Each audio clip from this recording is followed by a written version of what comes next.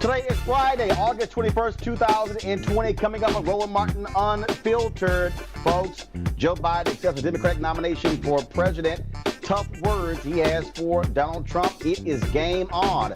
I talked with Tom Perez, chair of the Democratic Party, what they are going to do to specifically appeal to black men. Also on today's show, a black TV station owner in Indianapolis is suing AT&T. I will talk with him. Also, historian Gerald Horne is joining with us. He will talk about his books on white supremacy and how we are operating now in a third reconstruction. And the great singer Lisa Fischer is in the house. Folks, we have a fabulous show lined up. It's time to bring the funk on Roland Martin Unfiltered. Let's go. He's got it. Whatever the biz, he's on it. Whatever it is, he's got the scoop, the fact, the find. And when it breaks, he's right on time and it's rolling. Best believe he's knowing. Putting it down from sports to news to politics. With entertainment just for kicks, he's rolling. It's on go, roll, y'all. It's Roland Martin, yeah. Rolling with Roland now. He's funk, he's fresh, he's real, the best, you know he's Roland Martin now.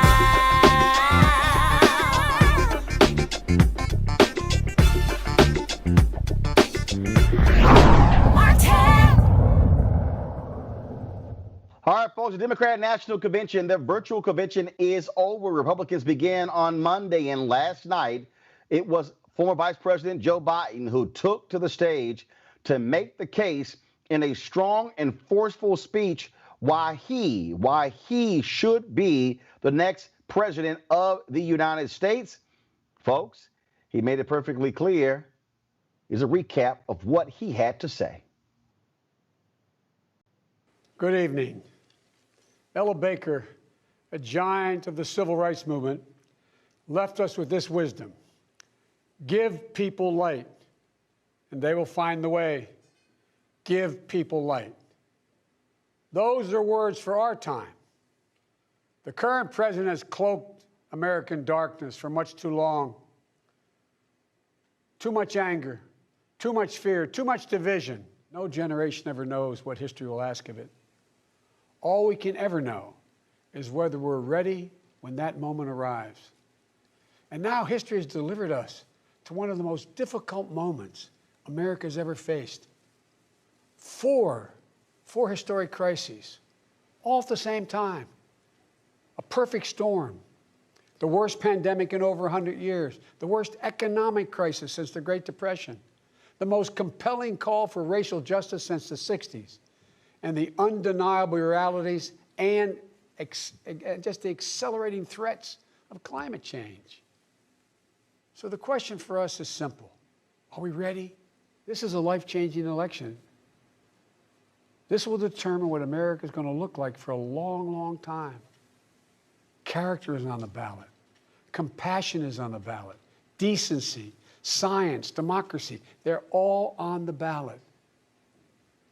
Who we are as a nation, what we stand for, and most importantly, who we want to be, that's all on the ballot. And the choice could not be more clear. No rhetoric is needed. Our economy is in tatters, with Black, Latino, Asian American, Native American communities bearing the brunt of it. And after all this time, the president still does not have a plan. Well, I do. One of the most powerful voices we hear in the country today is from our young people. They're speaking to the inequity and injustice that has grown up in America. Economic injustice, racial injustice, environmental injustice. I hear their voices. If you listen, you can hear them too. And whether it's the existential threat posed by climate change, the daily fear of being gunned down in school, or the inability to get started in your first job, it will be the work of the next president to restore the promise of America to everyone. And I'm not going to have to do it alone, because I'll have a great vice president at my side. Senator Kamala Harris, she's a powerful voice for this nation. Her story is the American story. She knows about all the obstacles thrown in the way of so many in our country. Women, Black Americans, South Asian Americans, immigrants, the left out and the left behind. Just a week ago yesterday was the 3rd anniversary of the events in Charlottesville. Close your eyes. Remember what you saw on television. Remember seeing those neo-Nazis and Klansmen and white supremacists coming out of fields with lighted torches, veins bulging, spewing the same anti-Semitic bile heard across Europe in the 30s. Remember the violent clash that ensued between those spreading hate and those with the courage to stand against it. And remember what the president said when asked? He said there were, quote, very fine people on both sides. It was a wake-up call for us as a country, and for me, a call to action. At that moment, I knew I'd have to run, because my father taught us that silence was complicity, and I could never remain silent or complicit. One of the most important conversations I've had this entire campaign, it was with someone who was much too young to vote. I met with 6-year-old Gianna Floyd the day before her daddy, George Floyd, was laid to rest. She's an incredibly brave little girl.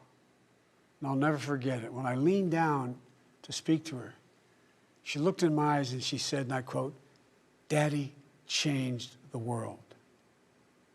Daddy changed the world." Her words burrowed deep into my heart. Maybe George Floyd's murder was a breaking point. Maybe John Lewis's passing the inspiration. But however it's come to be, however it's happened, America's ready, in John's words, to lay down, quote, the heavy burden of hate at last, and to end the hard work of rooting out our systemic racism. With passion and purpose, let us begin, you and I together, one nation, under God, united in our love for America, united in our love for each other. For love is more powerful than hate, hope is more powerful than fear, and light is more powerful than dark. This is our moment. This is our mission. For the 244 years since we declared.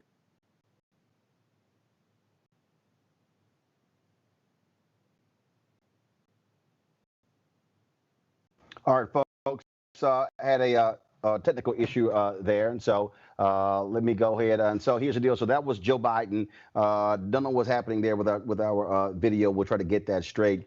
But one of the things that Democrats are now focused on, and that is Republicans will be speaking next week. How do they get to the vote out in a COVID-19 world? Well, that was what I talked about with Tom Perez, who is the chair of the Democratic National Committee. Here's that conversation.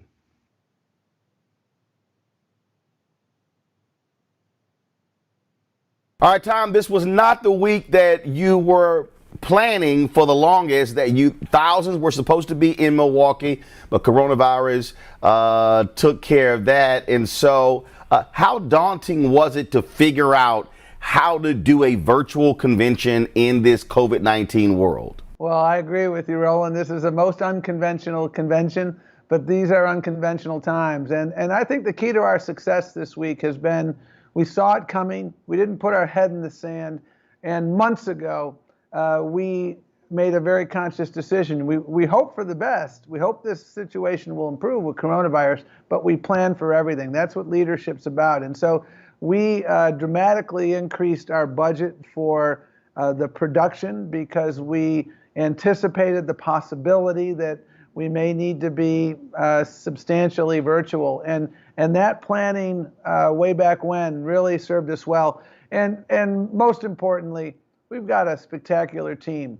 These folks know what they're doing. The head of our production has produced the Academy Awards multiple times, the DNC convention multiple times, the Super Bowl halftime show. And so he wasn't daunted by these challenges. Necessity is the parent of ingenuity and innovation. I think we've been able to produce an inspiring convention. And we've been able to introduce, our longstanding leaders, Barack Obama, Michelle Obama, the Clintons and others. But also, I think there's an intimacy to what we have done. People have been able to get to meet the unsung heroes, folks who are not household names, and see what they are doing to help build a better America. And so I think it's been an inspiring week, and there's a lot of momentum that we have already had going into this week because of the historic announcement with Kamala, and now this week, and she knocked it out of the park, and I think we're going to come out of here with some real wind at our back. Most conventions are designed to be produced for television, but this one really had to be produced for television, and so in a totally different way. And I think that that also presents its very unique challenges in terms of how do you host it, how do you deal with storytelling, and one of the things that I've heard obviously from a lot of people this week has been the sheer diversity of voices, of color, that shows this mosaic that represents the Democratic Party. And it started the first 10 minutes of Monday. When we did the national anthem, young people from all 50 states, you saw the rich tapestry of our diversity right from the outset. Look at our hosts. We've had one Latina, one African-American woman, two African-American women, and then Julie Louis-Dreyfus. Every element of our convention has highlighted our diversity. I believe our diversity is the greatest source of our strength. That roll call across America, Roland, I found it to be really inspirational. So many Native American voices that were speaking from their states. It really enabled us and America to see this is what the Democratic Party looks like. And you will see a stark contrast next week in the Republican Party. It is such an extreme party. There is no commitment to diversity. They don't simply oppose diversity. You look at what this president says. The day he walked down the escalator of the Trump Towers, he was immediately denigrating Mexican Americans. He wants to divide our nation. This has been a week of hope. inclusion and opportunity and optimism. Obviously, there are tough decisions when it comes to who speaks, who doesn't. There have been folks who've been saying that Julian Castro, where has been his voice, Congresswoman Alexandria Ocasio-Cortez should have gotten more time. Why this person? Why that person? That is never an easy job. And so speak to that in terms of folks who are in the room and how you came to those decisions and putting this whole thing together. Well, in an ordinary convention, we have about 6 hours a day of potential speaking time. So you can accommodate a lot of speakers.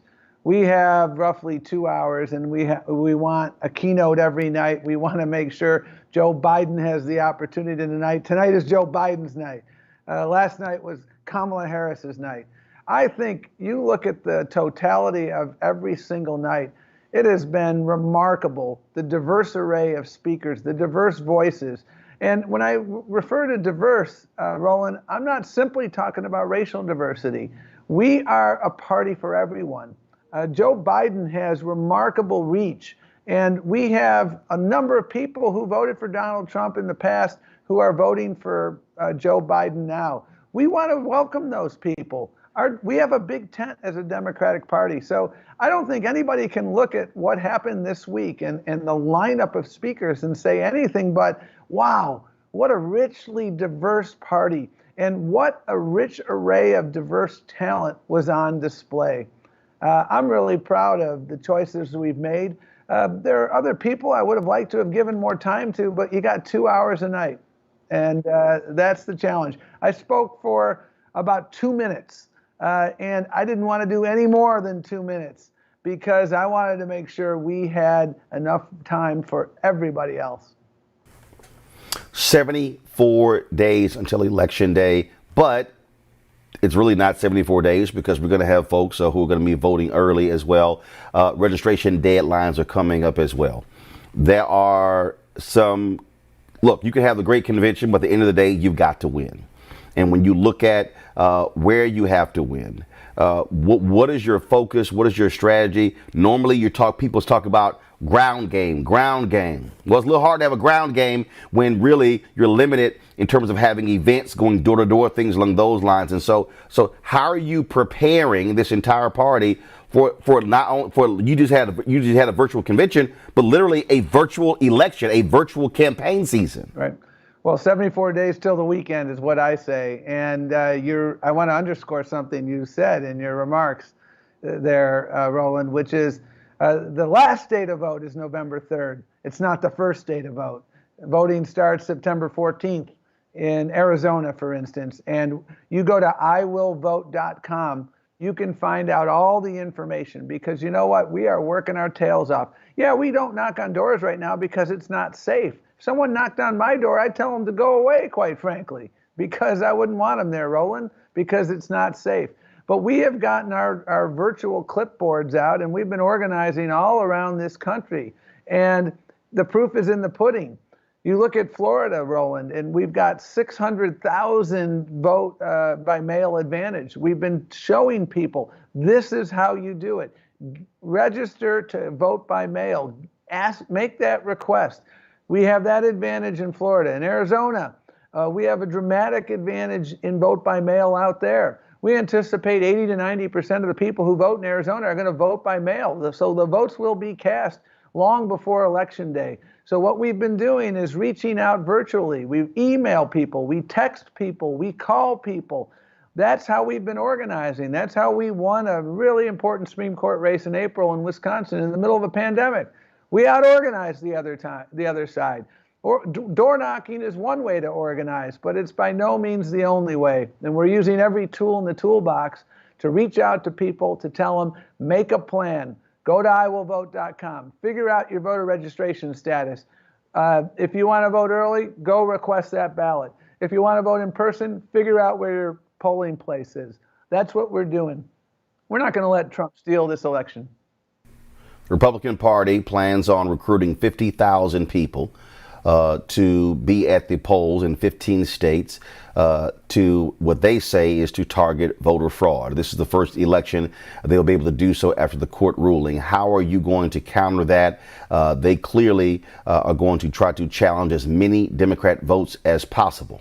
Well, listen, they've voter suppression on steroids is absolutely their MO, because Donald Trump can't win on the merits. That's why he invites Russian interference. That's why he tries to suppress the vote. That's why he tries to undermine the United States Postal Service. It's unconscionable. But it's not a surprise. So we know that. So we have built the most muscular voter protection operation ever, and we're obviously working hand in glove with the Biden campaign. We have a Democratic Party ecosystem. It's not just the DNC and the Biden campaign. It's Fair Fight. It's Eric Holder's group, the Redistricting Commission, other colleagues and partners in the Democratic ecosystem. We're using litigation. We're using organizing. We're using out-and-out education. We're working with local authorities to make sure there are drop boxes in Milwaukee, make sure there are drop boxes in Arizona and Florida, North Carolina.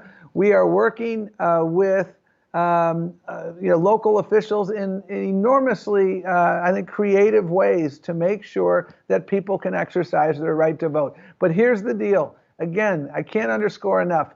This is what we need to do. Don't be intimidated by Donald Trump's scare tactics. We will have people on the ground as well. And this is what people have to do.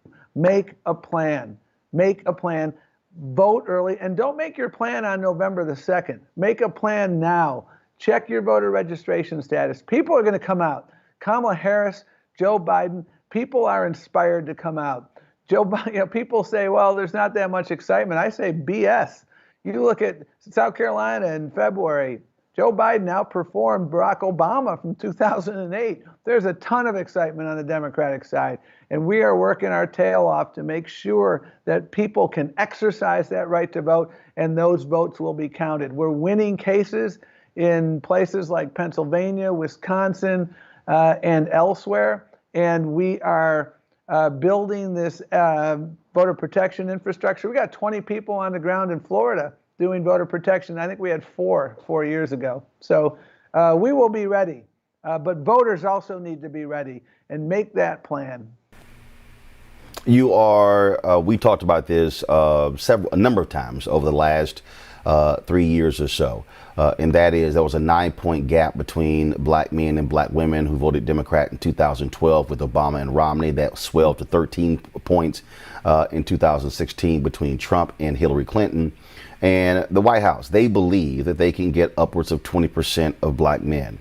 And I remember talking with the Hillary Clinton campaign in 16 saying, look, I can't even get your campaign to respond to me for surrogates for black men.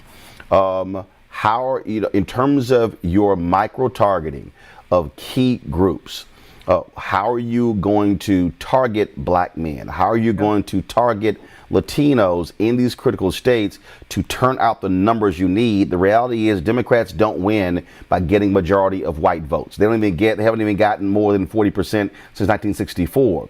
And so how focused are you in terms of spending those dollars and really targeting those key groups to win at the margins? Yeah. I mean, you're absolutely correct. There are double-digit gender disparities with both African American and Latino voters.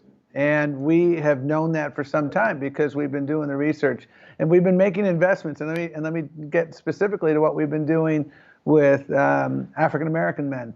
We have a range of initiatives. For black men, we have this initiative called Chop It Up, and this has been underway now for over a year. And it's modeled after something Barack Obama did in 2008, Barbershops for Barack. It is a series of very granular, authentic conversations. I just participated in one last week. Michael Bivins. We often have a celebrity surrogate, someone who's a real influencer in the community who comes with us. And these are conversations with black men about what we have to do. And we outline what we're doing. And for me, what they are listening sessions, to listen to what do we have to do.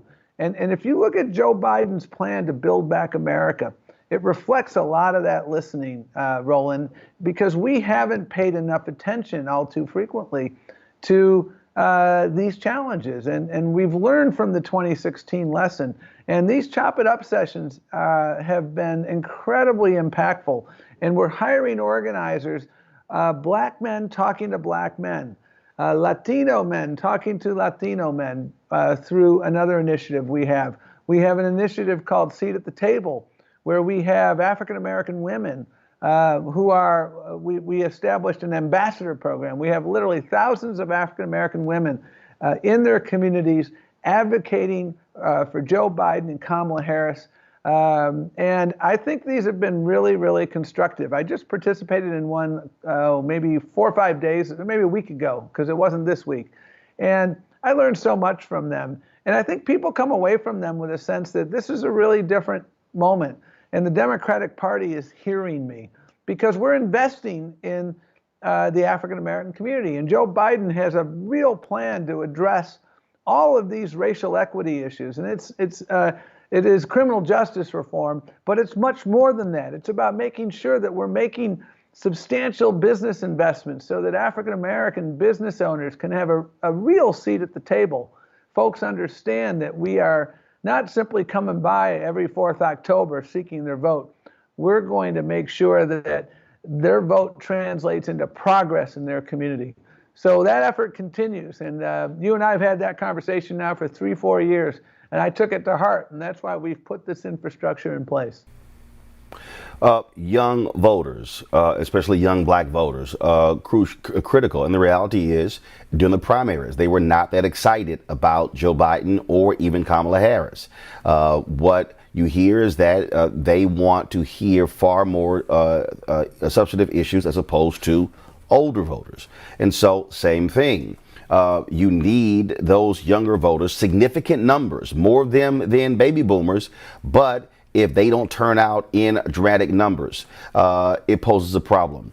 How are you letting your folks know how they need to connect to those voters on the issues? Reverend William Barber, every time we talk, he says, don't make this about personality.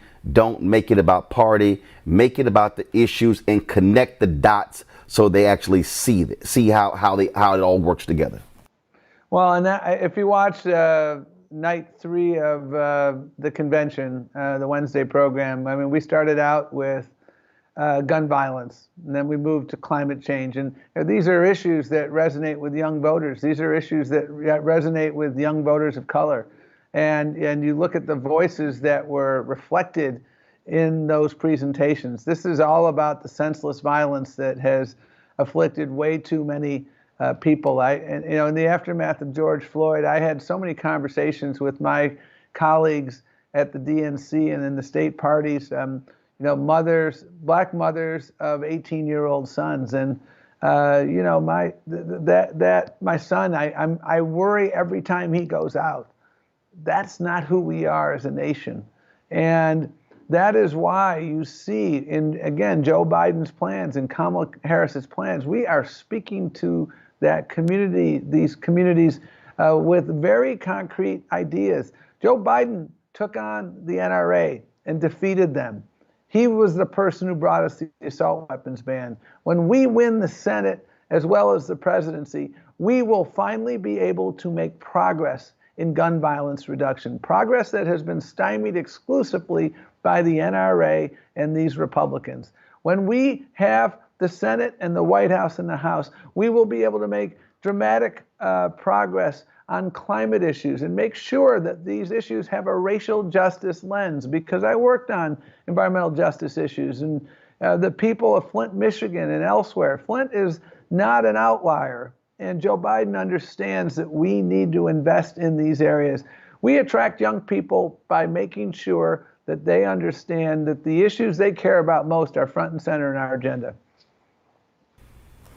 Last question for you, and that is, we talked about a little bit earlier in terms of what Republicans want to do. Donald Trump is throwing everything at the wall.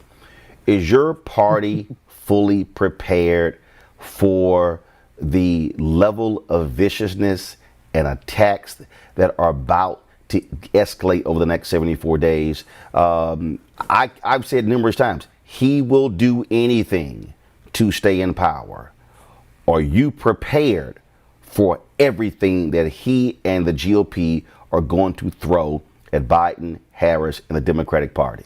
Are you ready to respond? I know Michelle Obama said go high, go low. No. She modified that in her speech, but they are going to do everything to win. And a lot of times Democrats have not responded in kind to do everything to win as well. Well, as I reflect on your question, I can't help but reflect on the convention. And you heard there was a video prior to when Nancy Pelosi came on last night and gave a wonderful speech. And it had a video of her appearance on the Colbert Show. And she said to him, you know, when they punch us, we need to be prepared to punch back for the children. And I watched that with great interest. I don't go to knife fights with a spoon, Roland. That's not a formula for success. And I understand that when they go low, here's what I say. When they go low, we go vote. And when they go lower, we get 20 people that we know who are eligible to vote and get them out there to vote. That is what we do. I think about John Lewis every single day at this moment. He endured unspeakable brutality in his quest to form a more perfect union. And he said to us, securing the right to vote, getting out there and voting is the most important nonviolent act that we can undertake to build a more perfect union. And that is what we are going to do. That's why we have built a really muscular voter protection operation. We know these attacks are coming because they've already been coming. And you know what? He's flailing right now. They'll be talking about birtherism next week. And you know what? Let them do that, because what you're seeing across America is people want to return to common decency. We know we've got to sprint across the finish line. We know they will lie, they will cheat, they will steal. We will not respond by cheating and stealing and lying. That's not what we're going to do. We will respond by making sure we have every eligible person out there voting. Donald Trump is motivating people because people across this country want a return to normalcy and common decency. His tricks were attempted in 2018. That was the caravan distraction. In 2019, he went to Louisiana and Kentucky the day before those elections. He thought his presence there would carry people in beat red states across the finish line in those governor's races. It didn't work. There were dirty tricks there. They didn't work. They're not going to work this year either, Roland, because we're ready, we're prepared. We don't go to knife fights with a spoon. We make sure we're getting people out there. You're going to see record turnout. I am confident of that. We are organized like never before. Tom Perez, I appreciate it. Thanks for joining us on Roland Martin Unfiltered. Take care, my friend. All right, folks, coming up next, I will talk with author, historian, Dr. Gerald Horne of the University of Houston. Folks, he is one of the world's most foremost experts on white supremacy. It's a conversation you do not want to miss. He has written more than 30 books, y'all. We're going to actually talk about 4 or 5 of them, weave it all into the conversation. Trust me, you don't want to miss this. Plus, we also are going to talk with a brother who is suing AT&T. He's a television station owner out of Indianapolis. We're going to chat with him, as well as the great singer, Lisa Fischer. Y'all, stay tuned. We got a jam-packed show. Roland Martin Unfiltered. Back in a moment. As our community comes together to support the fight against racial injustice, I want to take a second to talk about one thing we can do to ensure our voices are heard. Not tomorrow, but now. Have your voices heard in terms of what kind of future we want by taking the 2020 census today at 2020census.gov? Now, folks, let me help you out. The census is a count of everyone living in the country. It happens once every 10 years. It is mandated by the U.S. Constitution. The thing that's important is that the census informs funding, billions of dollars, how they are spent in our communities every single year. I grew up in Clinton Park in Houston, Texas, and we wanted new parks and roads and a senior citizen center. Well, the census helps inform all of that and where funding goes. It also determines how many seats your state will get in the U.S. House of Representatives. Young black men and young children of color are historically undercounted, which means a potential loss of funding for services that helps our community. Folks, we have the power to change that. We have the power to help determine where hundreds of billions in federal funding go each year for the next 10 years. Funding that can impact our community, our neighborhoods, and our families and friends. Folks, responses are 100% confidential and can't be shared with your landlord, law enforcement, or any government agency. So please take the 2020 census today. Shape your future. Start at 2020census.gov. All right, folks, welcome back. This whole white supremacy, we have seen this international discussion take place in the aftermath of the murder of George Floyd. We've seen a toppling of white supremacist statues. We've seen this happen in other countries as well. My next guest, he's written a number of books on a variety of these subjects, and I'm just going to name some of the books. Gerald Horne is the author of The Counter-Revolution of 1776, Slave Resistance, and the Origins of the United States. In addition, that's just one of his books.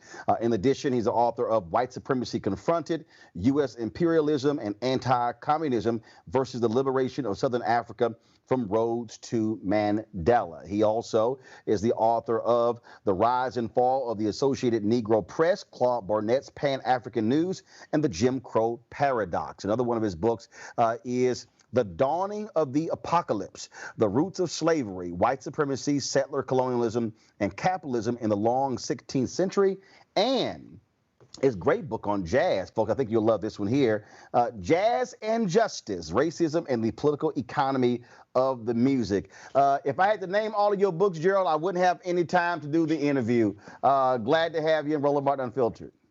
Thank you for inviting me. So, let's just first of all, I will, before we even get into the books, just want to get your assessment of this state of this campaign. Democratic convention took place this week.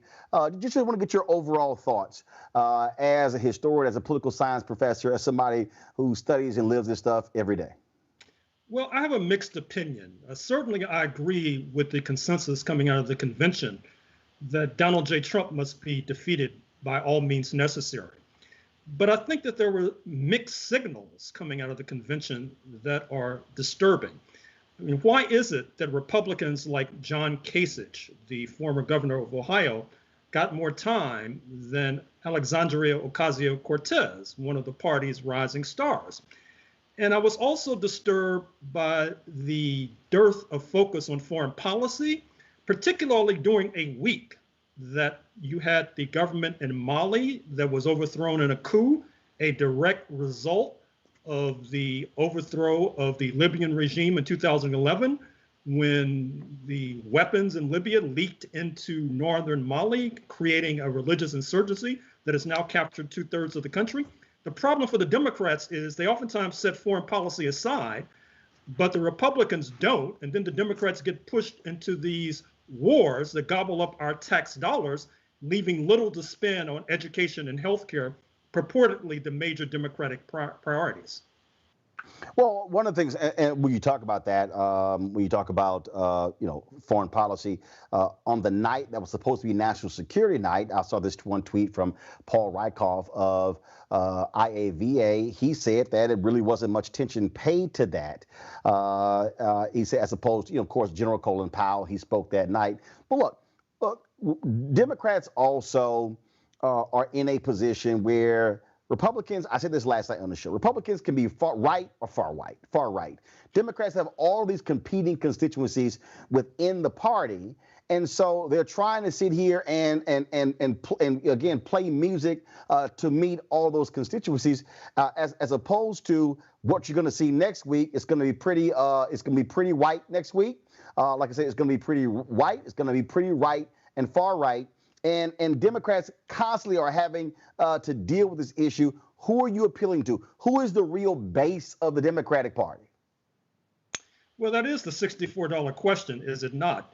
And part of the problem that your intelligent comment tends to suggest is that what unites the Republican Party base, even though they don't like to admit it publicly, 63 million strong, is that they're involved in a counter-revolution against the changes of the 1960s.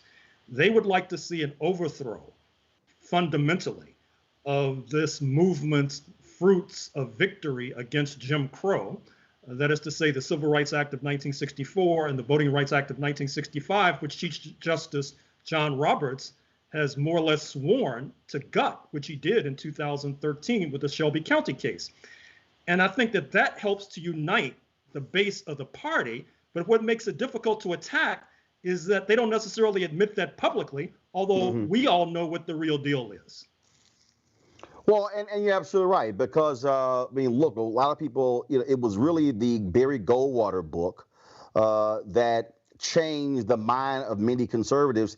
And he really, of course, he opposed the 64 Civil Rights Act.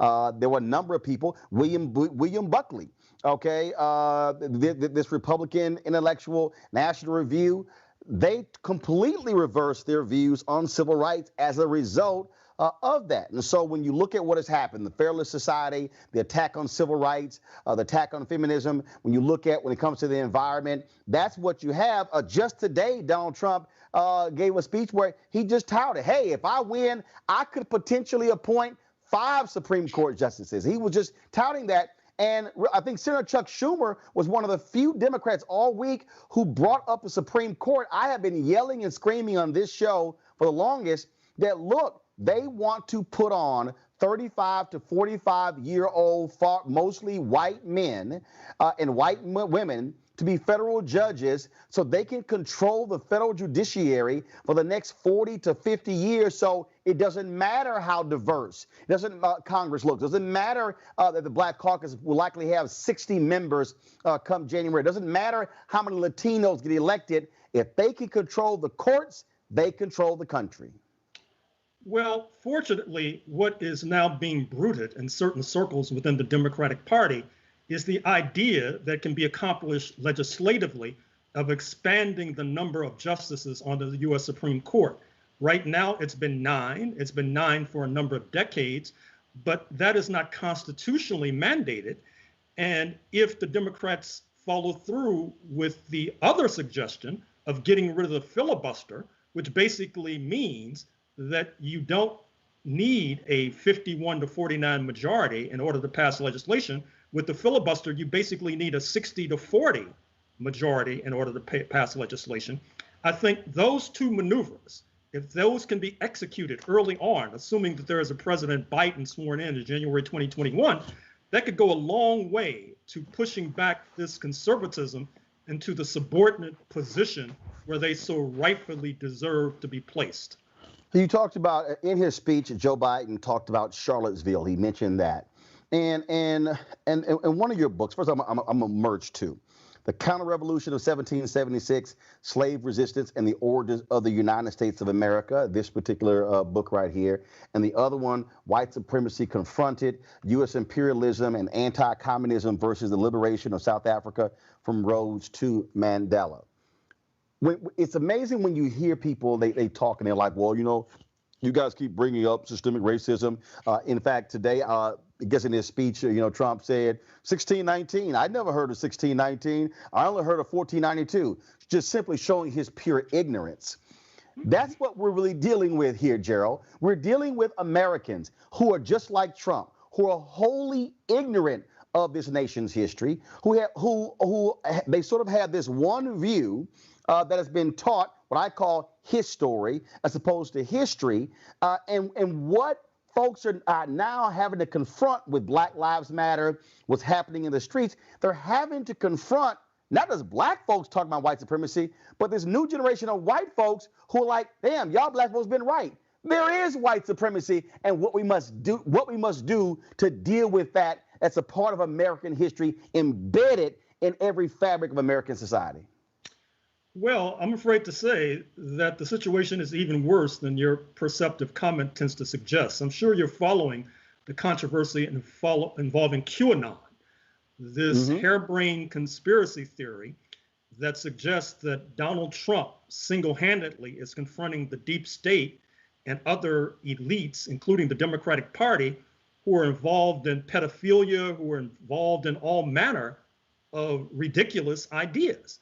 And they're sending members of Congress, presumably, to Washington in a few months, and Mr. Trump refuses to condemn them because I think he realizes that he needs every vote that he can get, but he's embarking on a very dangerous path when you let these extremists into the mainstream. Now, you note that a few moments ago, I mentioned that there was a counter-revolution unfolding against the changes of the 1960s. And I chose that term intentionally because, as the title of my book that you just raised in your hand suggests, there was a counter-revolution that led to the formation of the United States in the first instance. As I detail painstakingly in that book, The Counter-Revolution of 1776, in the run-up to George Washington and his comrades seceding from the British Empire, London, for various reasons, was moving towards the abolition of slavery. If they had allowed, that is to say, if the settlers led by George Washington had allowed that particular decision to leapfrog the Atlantic, it would have jeopardized the major source of their wealth. We're talking about major slave owners when we talk about George Washington, Thomas Jefferson, James Madison et al.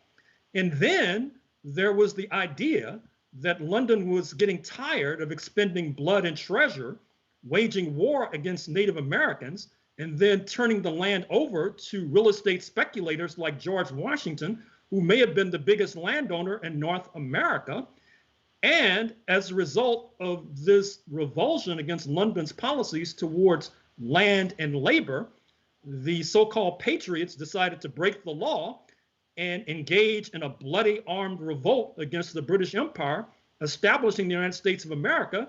And thus, in 2020, it's no surprise that protesters on the streets of Portland, Oregon, have raised the relatively new slogan with regard to stolen people on stolen land. We are the stolen people, stolen from Africa to work for free for decades and centuries on the land stolen from the Native Americans.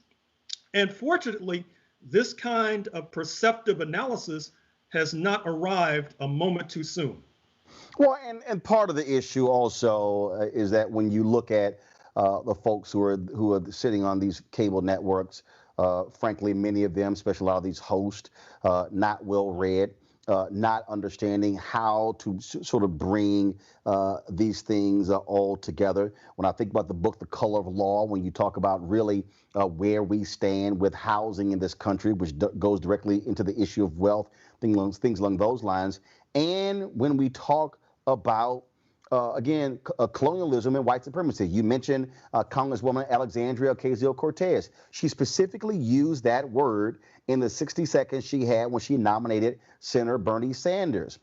You have a former Department of Homeland Security official who has said that Donald Trump wanted to trade Puerto Rico for, I think, Greenland or something along those lines. Then when you see him calling African nations shithole countries, sitting here limiting people who are here, sending them back, whether they are going back to Liberia, whether they're going back to Haiti, going back to all these countries, what you have is an administration who sees themselves as the last line of defense to maintain whiteness. And that's what Stephen Miller is about. That's who Donald Trump is appealing to. Vice President Pence gave an interview on CNN where he was like, I don't know, y'all chasing these shining objects, I don't know who they are. And the anchor was like, so you don't even pay attention to the news? I mean, that's what you're dealing with. So I keep telling people, all these black people who are like, well, man, why you keep saying Biden Harris? I'm like, y'all, I am not saying that Biden Harris are these perfect individuals, but we have a clearly defined white supremacist who is enacting white supremacist policies, and let's not pretend that's not the case. Well, it's striking that you mentioned what you just did, because recall that when the Civil Rights Act of 1964 and the Voting Rights Act of 1965 were passed, it was President Lyndon Baines Johnson himself, a man with roots in segregationist Texas, who suggested that the Democratic Party, his party, would be losing the South for years to come and would be losing the white vote for years to come. And that is precisely what has transpired. That is to say that the last time the Democratic Party won a majority of the vote that basically is defined as white, was before many in your audience were even born, believe it or not. And one of the ways we were able to countervail that particular advantage was our reliance upon and solidarity with our friends in the international community. Recall that it was just a few weeks ago at the Human Rights Council in Geneva, Switzerland, that the African Union, headquartered in Addis Ababa, Ethiopia, filed a motion calling for a commission of inquiry into what they term, quote, systemic racism, unquote, in the United States of America. This was in the wake of the lynching of George Floyd in Minneapolis on camera, May 25th, 2020.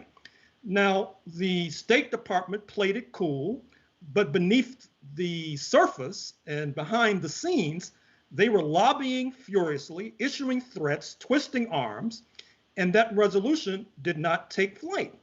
The tragedy of that entire episode is that I'm not even sure if leaders, even intellectuals in our community, were aware of what was being done on our behalf at the Human Rights Council of the United Nations in Geneva, Switzerland. I hope and I trust that another opportunity like the one in June 2020 will reemerge. And I hope and I trust that when it does reemerge, the Congressional Black Caucus and the NAACP will be on the case and will be able to put maximum pressure on Washington to get its act together with regard to taking aggressive steps to finally root out this pestilence known as systemic racism and white supremacy. There are people who are watching who may have a surface understanding with the depths of white supremacy. One of the other books, Keenan, if you could go ahead and show that graphic, is The Dawning of the Apocalypse, The Roots of Slavery, White Supremacy, Settler Colonialism, and Capitalism in the Long 16th Century. And the reason that is so important, because Gerald, what bothers me is that when I get into these arguments with these ADOS folks, who many of them for me are anti-immigrant, when I listen to right now this whole battle, well, Kamala Harris's daddy is Jamaican, mom is Indian, and so she don't really understand our situation, even though she was born in Oakland, daddy left when she was 5, and you go through all that sort of stuff along those lines. I keep telling African Americans, stop acting as if we're so different. They just simply got dropped off at a different spot before they came here. And what you try to do in your books is get people to understand white supremacy is not, oh, white supremacy in Africa, white supremacy in South America, white supremacy in Latin America, white supremacy in the Caribbean, or white supremacy in North America. You lay out, no. That's a direct connection, connecting the dots of white supremacy worldwide. Well, it's unfortunate that that sort of discussion is taking place because it's not helping us move forward. I don't think that people realize that during the time when we were commodities, we were traded like commodities. You could be an Afro-Floridian one day, an Afro-Cuban the next day, and an Afro-Brazilian the very next day. I'm doing research now on your state of Texas.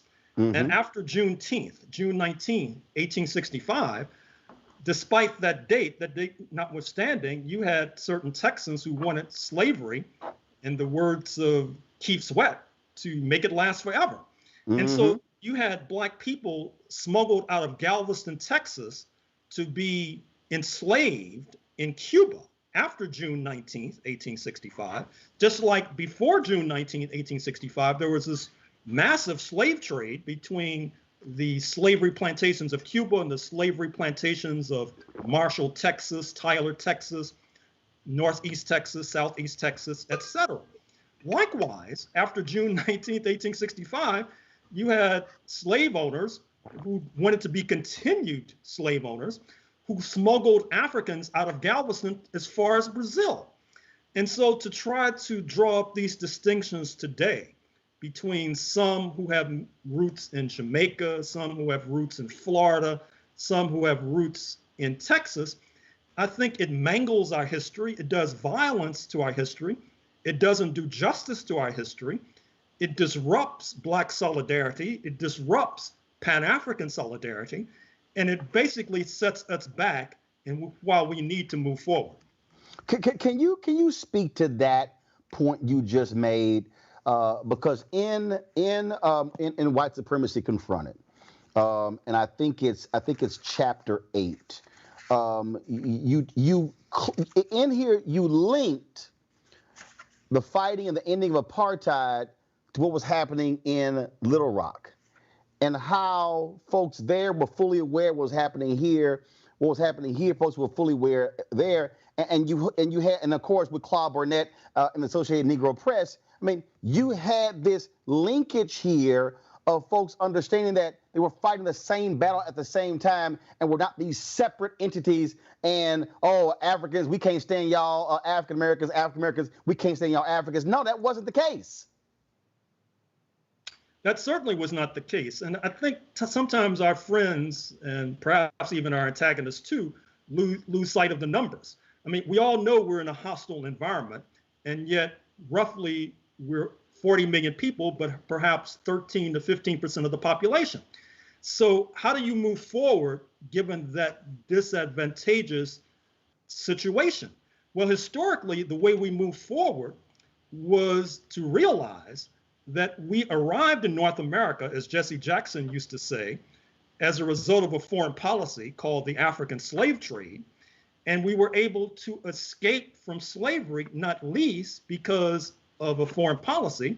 First of all, the Haitian Revolution, 1791 to 1804, which disrupted the entire system of slavery, creating a general crisis, pressing London, the superpower of that era, to move away from that system because they were afraid they would lose their wealth in neighboring Jamaica, not to mention their lives as well. And then they moved towards abandoning slavery itself in the 1830s under encouragement and pressure from the Haitian revolutionaries, which is one of the reasons why we'll always be in the debt of Haiti forevermore. And then to fast forward to the 20th century, after World War II, you saw that the United States was in a competition with the former Soviet Union for hearts and minds, particularly in resource-rich Africa and the Caribbean. People of color, particularly people of African descent, had trouble believing that Washington was the paragon of human rights virtue as long as there was U.S. apartheid and U.S. Jim Crow. And that puts pressure on the United States to then put pressure on Britain, the colonial power, to move out of Ghana, West Africa, by 1957. And when Ghana comes to independence in 1957, as you're going through a desegregation process at Central High School in Little Rock, Arkansas, President Eisenhower, who quite frankly was no friend of Black people, was under tremendous international pressure to keep these Euro-Americans in Little Rock from massacring and mauling little children with the images broadcast on global television around the world. So he's forced to send troops into Little Rock Central High School to basically alleviate the pressure on those Black children seeking an education. The same thing happened in 1962 when there was an attempt to desegregate Ole Miss, University of Mississippi, with James Meredith. So the international situation forever has been our saving grace, and those who neglect that are basically neglecting the lessons of history. And as you were talking, I thought about what you said a little bit earlier in terms of what these African nations wanted to do at the United Nations. And when I listen to these folk who trash the year of return, what are they doing for us? Why are we spending money in Ghana, in Senegal, in South Africa? What I keep arguing is, as opposed to sitting here hating on those nations, you form alliances that allow for the creation of opportunities there and here. Because I've always said this about Latinos/Hispanics, that people keep overlooking. What they have that we don't is they have a foreign policy component, meaning you come here and you're Bolivian American, you are Peruvian, You are from Mexico. You are from Dominican Republic. I know people might say, well, territory, but folks, just follow what I'm trying to get to. There's a relationship. So even though Dominican Republic, even though Puerto Rico, yes, folks say, oh, no, hold up, I'm Dominican, I'm Puerto Rico. There still is more of there's a different connection there than, frankly, if you're African American from Alabama or from Mississippi. And so having that foreign policy component is helpful when you start talking about these issues that are happening in this country. Well, obviously, you hit the nail right on the head. And what it reminds me of is what we lost after South Africa came to independence in 1994. Because I'm old enough, you're old enough to recall the anti-apartheid movement of the 1980s and the 1990s. We oftentimes associate that with Trans-Africa and Randall Robinson, now residing, by the way, in the Caribbean. But actually, the anti-apartheid movement was much larger than Trans-Africa. There were many local committees, many local organizations as well. Actually, before Trans-Africa, the Polaroid Revolutionary Workers. Exactly. In fact, when I interviewed the late Ron Dellums, I interviewed him. He told me when Nelson Mandela died, I had him on the show. It was the Polaroid Revolutionary Workers, Ken Williams and Carolyn Hunter, who later married Ken, who they were the ones who brought the issue of divestment to the CBC. Dellums said they told us about it. So we always talk about Dellums and Conyers. Those two brought it to the Congressional Black Caucus. Well, absolutely. And even before the Polaroid Workers, bless their hearts, there was the Council on African Affairs engineered by Paul Robeson, the tallest tree in our forest, the late great actor, singer, linguist et al., who formed the Council on African Affairs in 1937, which crusaded into the mid-1950s when it was driven out of business. And so, driven out of business by the U.S. government, by the way, I should add. And so when South Africa came to independence, I think there was a sort of a sigh of relief, a sigh of exhaustion. It was felt that, okay, our job is done. You saw a lot of those organizations be rolled up. The ties were not necessarily maintained with our friends and comrades in Southern Africa. And now we are bereft, to a certain degree, being ruled over by this white supremacist, Agent Orange, the oaf in the Oval Office, who's about to embark on this equivalent of a Klan Clavern next week, taking place virtually online. And the fact that as of today, we cannot say with assurance that he will be defeated on the first Tuesday in November should be chilling and alarming to us all. But it's not too late to try to restore those sorts of global connections. And by the way, they're not only political connections. I think that our folks in the business community should recognize that they too have a stake in this situation. I note that you have before you the book I wrote on the Associated Negro Press, led by Claude Barnett, who of course was an entrepreneur. He was a business person. He was trying to make money. But in terms of disseminating the news, he decided that the better part of wisdom was not only to cover Black communities in the United States, but to cover Black communities in the Caribbean, to cover Black communities in Africa, et cetera. And he did good and did well, because by doing good, he was able to make connections for himself that proved to be personally profitable. And in fact, he saw his news enterprise as something of a loss leader. It was a way for him to gain interest into the halls of power, into the corridors of power, to gain admittance to meetings with the late, great Kwame Nkrumah, the founding father of independent Ghana, for example, in 1957. So whatever segment of our community that we're discussing, we all have a stake in reviving and resuscitating these global connections that have been to our benefit over the decades and centuries. Man, we could literally spend 5 hours going over these books, and I got a couple more questions. And again, folks, we're talking to Dr. Gerald Horne, professor there at University of Houston, in my hometown And at the end of the interview, I'm gonna show you all 5 books, y'all. First of all, he's written 30, but I'm gonna show you the 5 that I have in front of me.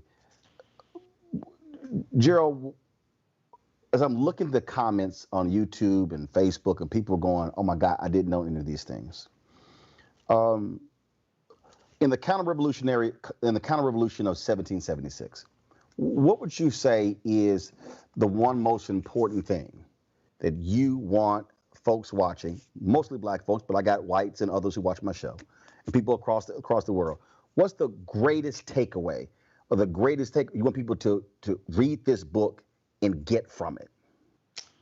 Well, sometimes you write a book in order to write one sentence, but you can't publish a book that only has one sentence. And the one sentence that frames this entire book, and it also sheds light on the question that my students at the University of Houston in my course on Introduction to African American Studies often ask from the minute they walk into the classroom, which is, why is it that black people have been treated so atrociously and horribly in the United States when purportedly this is the land of the free and the home of the brave with this sturdy democracy and a Bill of Rights and all the rest?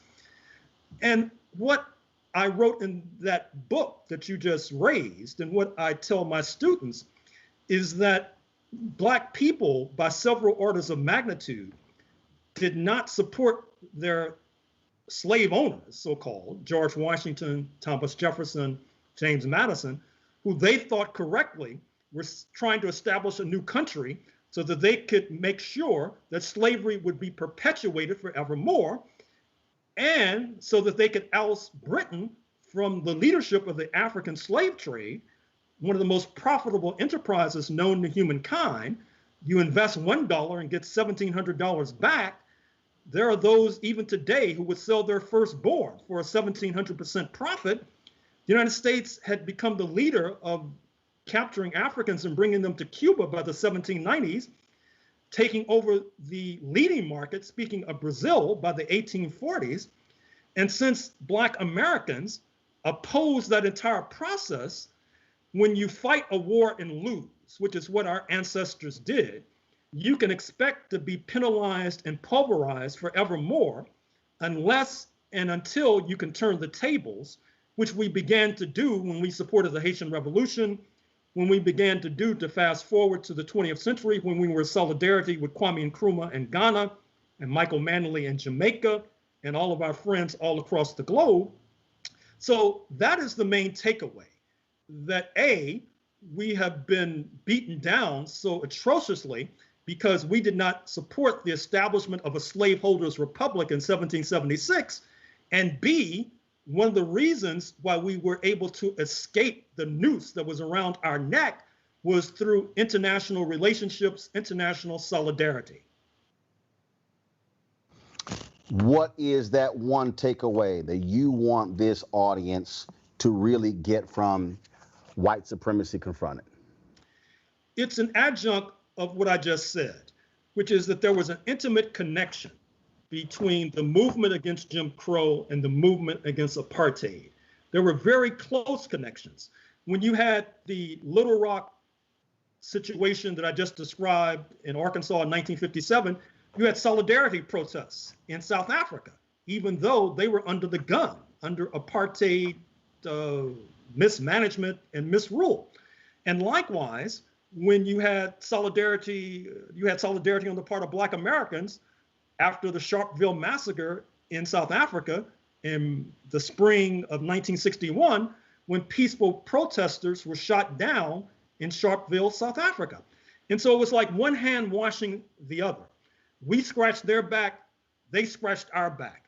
International solidarity helped to rescue South Africans from apartheid. International solidarity helped to rescue Black Americans from Jim Crow. And what you also touch on and deal with in your book, The Rise and Fall of the Associated Negro Press, that it was Hitler who was studying Jim Crow. That's right. And applying what America was doing to Black people to Jews in Germany. Well, it's not only that. It's the fact that I regret having to say this, but in some ways, the Black community who read Associated Negro Press dispatches in the 1930s and the 1940s were better informed about domestic and global matters than people today who have access to the internet. Because people today who have access to the internet, they're not necessarily trying to follow what's going on in the world. They're looking at cat videos on YouTube or the latest scandal involving Kim Kardashian, et cetera. And so I think we really need to rethink that entire concept, because it's a shame and a sin that in a low-tech era, in an analog era, people may have been better informed than many of us today living in a digital era, when you can have access at your fingertips to events taking place all over the world.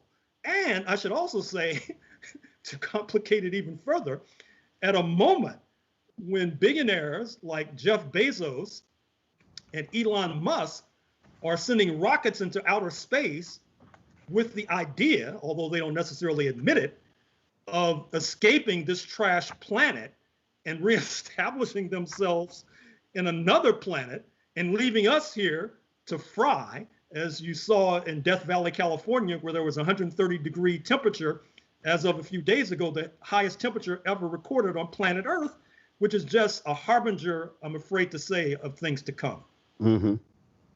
Folks, again, he's got a ton of books. But I want you to get these 5. If y'all need to, people always ask me about book club. If you just type in hashtag Roland's Book Club on Facebook, Twitter, Instagram, you'll see the books that I mentioned. First up, I want to mention is The Counter Revolution of 1776, Slave Resistance and the Origins of the United States of America. Trust me, if y'all heard all that Tea Party stuff in Boston, no. You really want to read this to get a real understanding. The second, Keenan, you should be showing these books. The second one is White Supremacy Confronted, U.S. Imperialism and Anti-Communism versus the Liberation of Southern Africa from Rhodes to Mandela. The next book is The Rise and Fall of the Associated Negro Press, Claude Barnett's Pan-African News and the Jim Crow Paradox. And then there's also let's see, did I skip one? Let's see here. The Dawning of the Apocalypse. The Dawning of the Apocalypse. Dawning of the Apocalypse: The Roots of Slavery, White Supremacy, Settler Colonialism, and Capitalism in the Long 16th Century. And we did not get to it, so we got to have you back to talk about jazz injustice, racism, and the political economy of the music, because trust me, not much has changed what you lay out there and then what's happening today when it comes to the music business. Dr. Gerald Horne, it was a pleasure. I certainly appreciate it. I hope folks got a whole lot of knowledge from this. And this is also why, I mean, the reality is this is the 21st century version of what Claude Barnett is trying to do, and Robert Abbott and others, us not waiting for somebody else to give us information. We've been able to put it out to the public for ourselves, for our audience to be able to consume it. Thank you very much, sir. I appreciate it. All right, thanks a bunch, folks. Got to go to a break. When we come back, we'll talk to a brother, one of the few Black owners of a TV station in America, why he is suing AT&T. That is next on Roland Martin Unfiltered.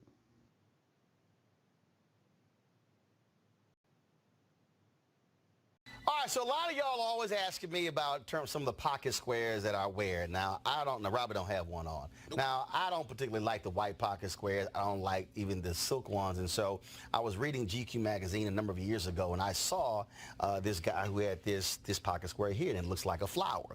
This is called a shibori pocket square. This is how the Japanese manipulate the fabric to create this sort of flower effect. So I'm going to take it out and then place it in my hand so you see what it looks like. And I said, man, this is pretty cool. And so I tracked down, it took me a year to find a company that did it. And so they make these about 47 different colors. And so I love them because, again, as men, we don't have many accessories to wear, so we don't have many options. And so this is really a pretty cool pocket square. Now, what I love about this here is you saw when it's in the pocket, you know, it gives you that flower effect like that, but if I wanted to also, unlike other, because if I flip it and turn it over, it actually gives me a different type of texture. And so therefore it gives me a different look. So there you go. So if you actually want to get one of these Shibori pocket squares, we have them in 47 different colors. All you got to do is go to RolandSMartin.com/pocket squares. So it's RolandSMartin.com/pocket squares. All you got to do is go to my website and you can actually get this. Now, for those of you who are members of our Bring the Funk fan club, there's a discount for you to get our pocket squares. That's why you also got to be a part of our Bring the Funk fan club. And so that's what we want you to do. And so it's pretty cool. So if you want to jazz your look up, you can do that. In addition, y'all see me with some of the feather pocket squares. My sister, who's a designer, she actually makes these. They're all custom made. So when you also go to the website, you can also order one of the customized feather pocket squares right there at RolandSMartin.com/pocket squares. So please do so. And of course, it goes to support the show. And again, if you're a Bring the Funk fan club member, you get a discount. This is why you should join the fan club. Why should you care about the 2020 census? Because where there are more people, there are more needs for everything from health clinics to highways, school programs, and more. That's why an accurate count is crucial. So shape your future and start here at 2020census.gov.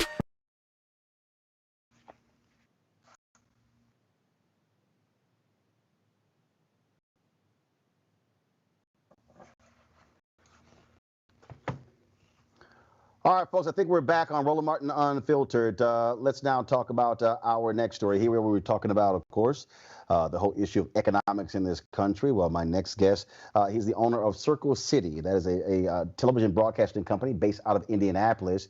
And he says that AT&T, he has engaged in a lawsuit with them, filed a lawsuit against them saying that they are not providing him with fees or the right fees, he says, because he's African American. Joining us right now is DeJuan McCoy and attorney Bruce Lloyd. Both of you there? DeJuan McCoy's here. Roland, good to be here. Thank you.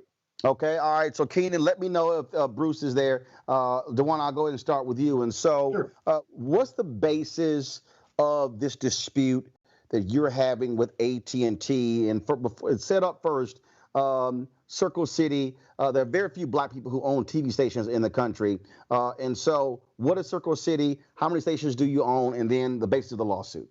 Okay, so thanks, Roland. I've been in ownership game for broadcast TV stations since 2007. I started off in small markets, San Angelo and Abilene, divested in order to move up to bigger markets, bought Evansville, some Big Four affiliates in Evansville in 2015, bought some more Big Four affiliates in Lafayette in 2017. In 2019, Byron Allen approached me and wanted to get in the game of broadcasting. So we reached agreement and I divested my television stations from Evansville and Lafayette to Byron Allen. At the same time, I purchased Indianapolis, Indiana, a news station, former CBS station, WISH and WNDY, from a very good broadcaster from Nexstar Broadcasting. And I've owned those stations, Roland, in my hometown of Indianapolis since September 19th, 2019. So I've been in the broadcasting business for over 30 years, and I am probably the pioneer from a broadcasting standpoint in the new age of broadcasting. And when I say the new age of broadcasting, that's 2006, 2007, when the retransmission world or retransmission consent world really kicked in. So I'm the grandfather from an African-American standpoint and a minority standpoint in the broadcasting business during the retransmission era. So when we talk about this idea of retransmission, when we talk about, and so explain that to people. Look, I've been covering it for quite some time. Sure. We hear local stations and it's like, so wait a minute, what is it companies paying you for local station? Explain that.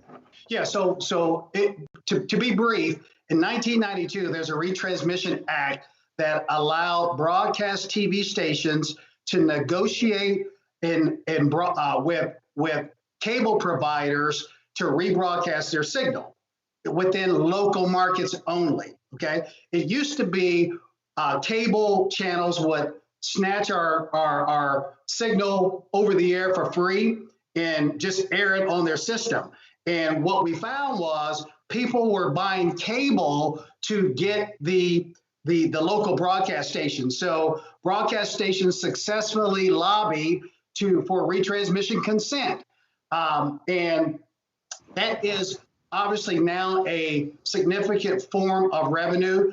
The reason we lobbied for retransmission consent as a broadcaster was because the preponderance of the viewership on a cable system or a satellite system came from broadcast viewership. So the majority of all viewing came from local broadcast stations. So if other stations were getting paid and we had the preponderance of the viewership, we said, wait a minute, we have to pay for our content. We produce local news. You should have to pay us too. And it took us a while to get there, but rightfully so, we got there. And that's where we are. That's the retransmission laws that are in place right now. So this battle with AT&T, what's going on there? Why did you file suit against them? So on retransmission consent, you're supposed to negotiate in good faith. And for me, Roland, I am the first.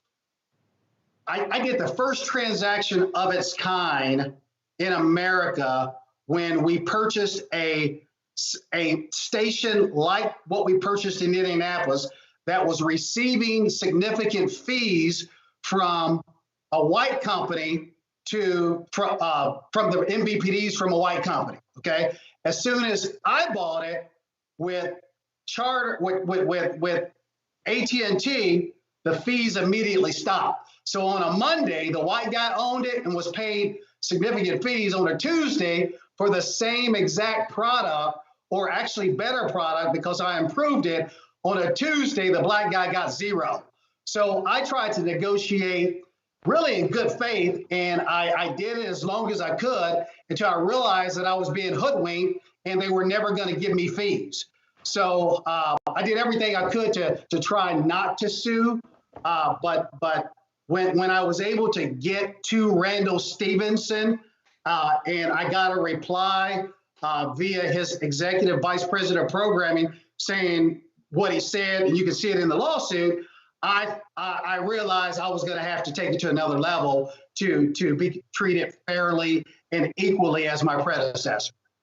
Bruce Lloyd is your attorney. Bruce, give me your perspective on this because, I mean, look, we covered the Byron Allen lawsuit when he was battling against Comcast, as well as the other companies as well. I know of Pluria Marshall. He filed his lawsuit against Nexstar. We've seen this from other black owners who had to deal with various companies to get their what they say is their fair share of resources. Bruce, you're on. Bruce? Bruce? Okay, Keenan, let me know what's going on with Bruce. I can't hear him. I can't hear him at all. But I'll ask you the same question, Dewan. I mean, we've seen this in other cases. Yeah. So for me, we, as you know, Roland, we have to fight for everything. Keep in mind, television is not that old, okay?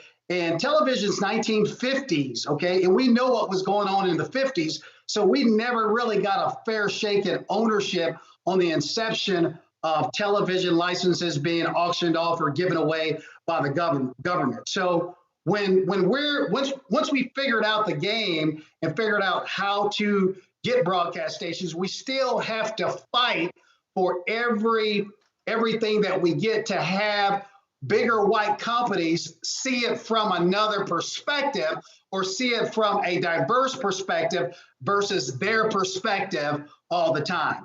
If you really study my lawsuit, Okay, you read the email that I sent to Mr. Stevenson. You read the reply from his executive vice president of programming, Rob Thune.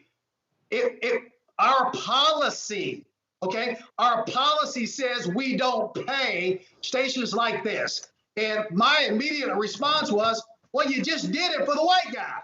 You just paid the white guy significant fees in Indianapolis, and you charge the customer, and you just told me in an email that you don't do that, okay? So for me, they hear what they want to hear, and if we don't continue to drip, drip, drip, drip, Roland, I don't think people hear from our perspective ever, and it just takes a while for it to sink into folks.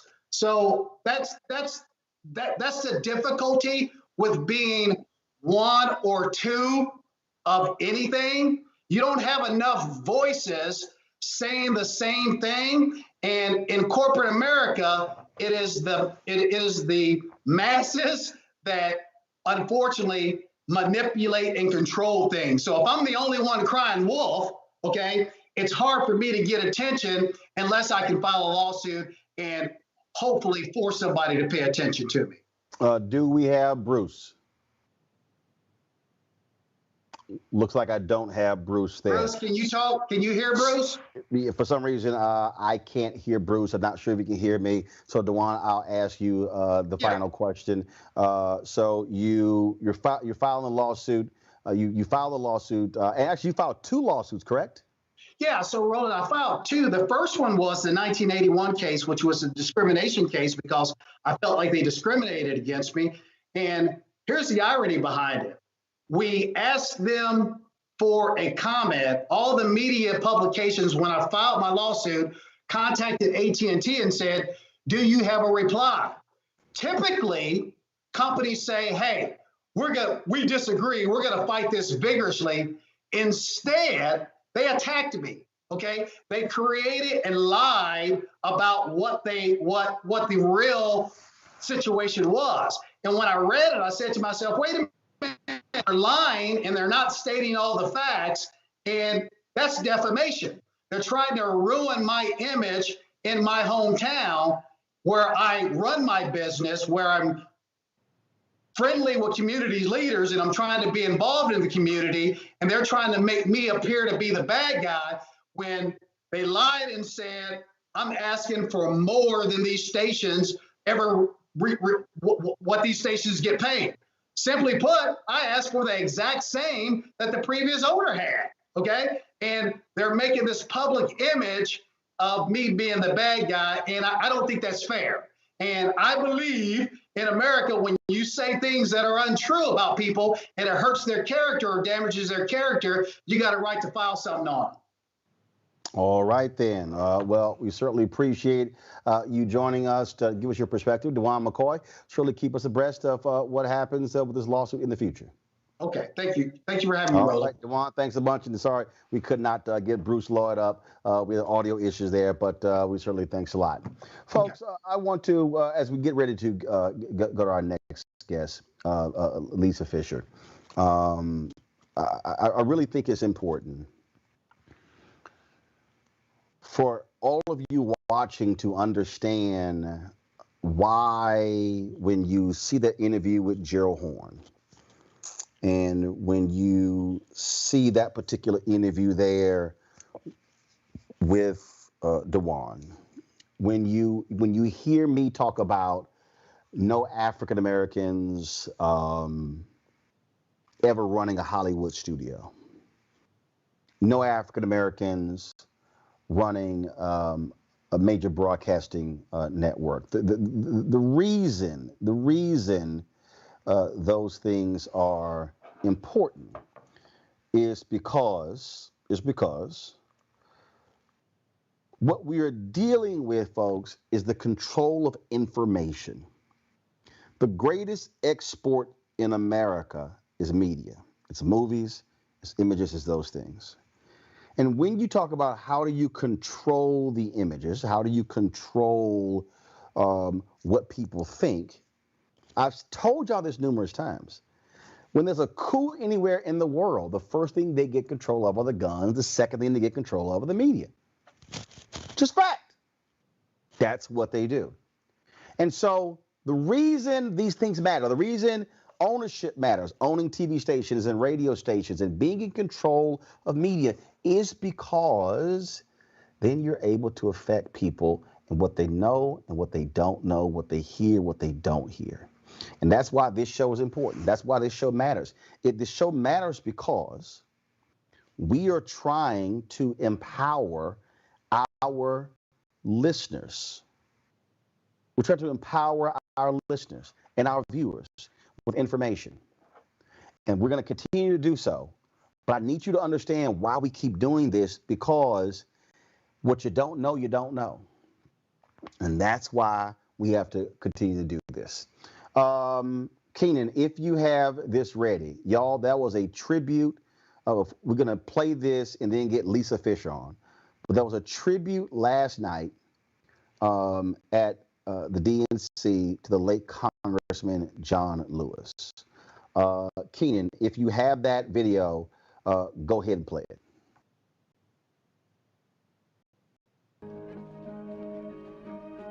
Was something deep down within me, moving me, that I could no longer be satisfied or go along with an evil system.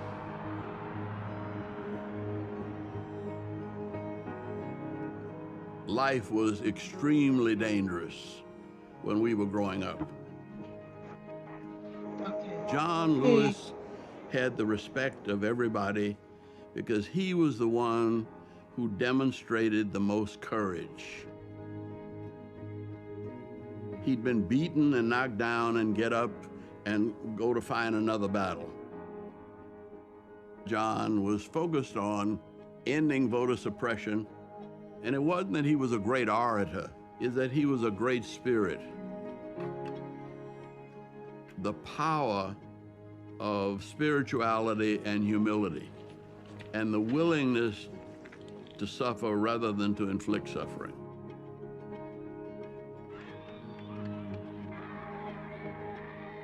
One of the things that John has taught us is that, yeah, you may have to sacrifice, but if you're sacrificing for a cause, something bigger than you, and you really believe in it, then you will have people following you. If we do not get meaningful legislation out of this Congress, we will march through the South, through the streets of Jackson, through the streets of Danville, through the streets of Cambridge, through the streets of Birmingham.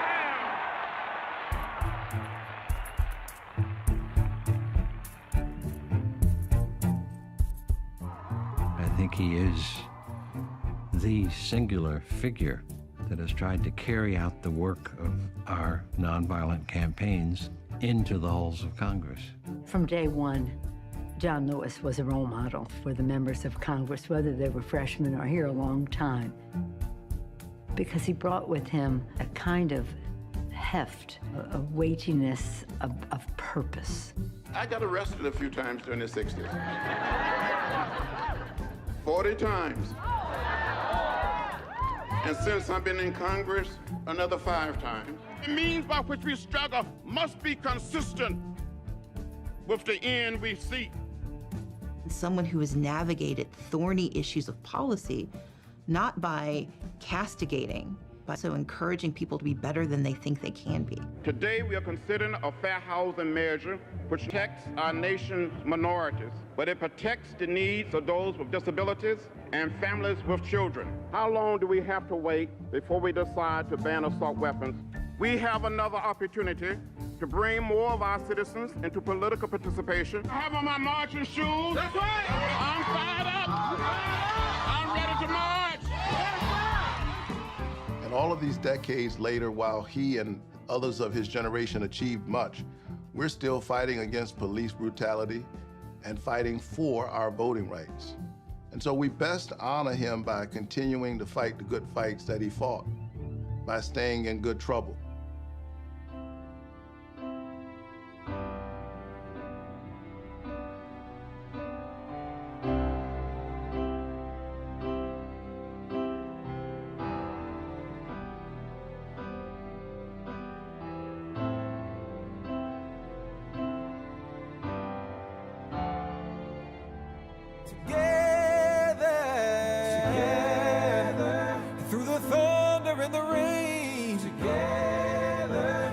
the struggle and the pain. Together. Can't you see we are the same? Our freedom can't wait another day. So together let's fight.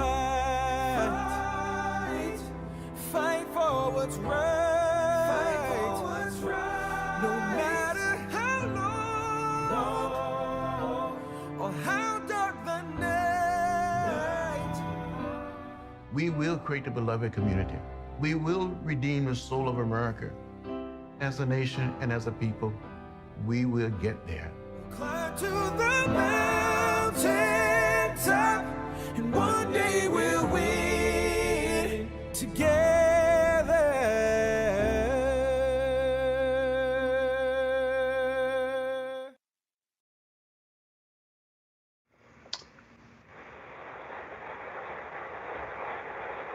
All right, folks, welcome back to Roland Martin Unfiltered. A powerful and moving tribute there to Congressman John Lewis at the Democratic National Convention's virtual convention last night. All right, my next guest, so many of y'all have heard her voice, even if you did not even realize she was singing. She has been, so I don't even like saying she sung backup. I don't want to call her a backup singer. I'm going to call her a complimentary singer. I'm going to call her a singing partner. Of course, some of us love the song "How Can I Ease the Pain," and I've always wanted to talk to her, always wanted to interview her. One day, when I was on the Tom Joyner Morning Show, she called in. I had just finished my segment, and I was still on the line, and she was talking, and I was like, damn. I didn't get a chance to ask Lisa Fischer any questions or couldn't even say hi. Well, I got my own show, so now I can. Lisa Fischer, how you doing? I am so happy to see you. Can you hear me? Yes, I can hear you. I can hear you. How are things going for you today? Today is good. I have to go day by day. I was just talking with someone about, the beginning of COVID and just the death and mourning of what was versus not knowing what the future is going to hold and getting comfortable with the idea of really walking in faith, So yeah, I'm good today. So for everybody who's watching, so understand, so how did we meet? We actually met through Instagram. So I had no idea Lisa was following me on Instagram. And y'all know I love music, and I'll sit here, I came up with Club Brown Liquor. Now I don't even drink. And I came up with that because I like playing old school music and music folks that may not have heard of. Then all of a sudden, Lisa's in my mention. She's commenting, and I was like, oh my God, wow. I was like, I gotta get you on the show. And so we actually connect through her thing, which is music. Man, I tell you, I was listening to DJ Nice that particular evening, and then he spoke about you, and I was like, I didn't know that you even played music. I was like, I gotta check this out. So I go, and it had to be, I don't know, 2, 3 in the morning. Yep. That's what it was. Some stuff that I had never heard before, and I was just like, you were just blowing my mind. In such a beautiful, caring, intelligent, naughty way. It was beautiful. It was everything I needed at 2, 3 in the morning. Any hour, actually. I could listen to it like anytime. But. See, the thing that I said this the other night when I was on. So y'all, last weekend, Lisa was like, look, I need you to do Club Brown Liquor. So I did it Friday night, and then y'all wasn't even there. So she's like, oh my God, I missed it. So I said, okay, fine, I'll do it again. I did it again Saturday night. And I think I came back Sunday night. I was just in the mood for playing music. And what I tell people all the time is just the thing about music is there is no mood that you are in that a song can't not speak to or you relate with. And music also has no language boundaries in that even if you're playing a salsa song and you have no idea what the hell they're saying, the music can actually move you in a certain way. Yes. It's so, when you think rhythms and melodies and harmonies and having a story is great too, but there's something that happens in the music when it's not using words. it's a vibration, a sound, it's a heartbeat. It's like being in the womb. It's like, you're a baby. You don't know what's happening. You don't know words. You know energy. You know if your mother's upset, perhaps, by the tone in her voice. So it's like, I always tell people, like, when I'm on the phone with people, I can kind of tell if I need to be talking to them or not according to the melody in their voice. Because, you get somebody on the phone, a business, and they go, "Can I help you?" And they mean it. Or you get somebody that goes, "Can I help you?" And you're like, yeah, what? Like, yeah, what? Thank you. Like, what you want? Why you calling? Or you go order some food. May I take your order? I'm just like, really? Yeah. Right. Crazy. You like, damn, is it that rough? Really? Well, I guess these days especially, it's extra special. It's extra rough. So for you, when did you start? When did you start singing? Oh my God. I remember singing from when I was in kindergarten, from when I was really little, because my parents sang and, church singing and in school, anywhere I could. It was my friend and my confidant and my escapism. Singing was a savior for me and a connection. Now, when you one of those kids where your parents like, come on, Lisa, come on, sing, baby, sing for the family, come on, go on, sing a song. So you had to sing on demand. Yeah, I did, and I used to hate that. I don't know why. It was just like, come on, baby. I think I was shy, even though I enjoyed it. I was kind of shy back then, so it was kind of. I guess they were prepping me for my life now, but I was freaked out as a kid. I'd be like, I don't wanna. So you sing, so you grow up, and so what then happens when you start singing professionally? What happens there? How did that all begin? I started. I went to music and art high school. Then I went to Queens College for a couple of years. I studied classical music.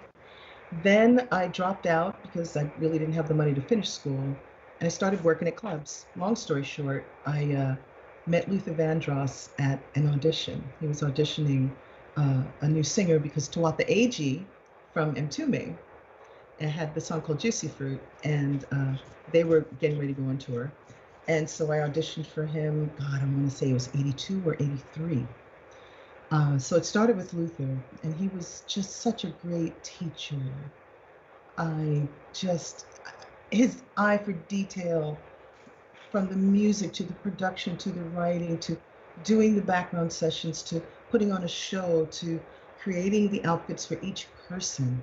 No one wore the same exact thing, but there was always a theme, because he loved his audience so much.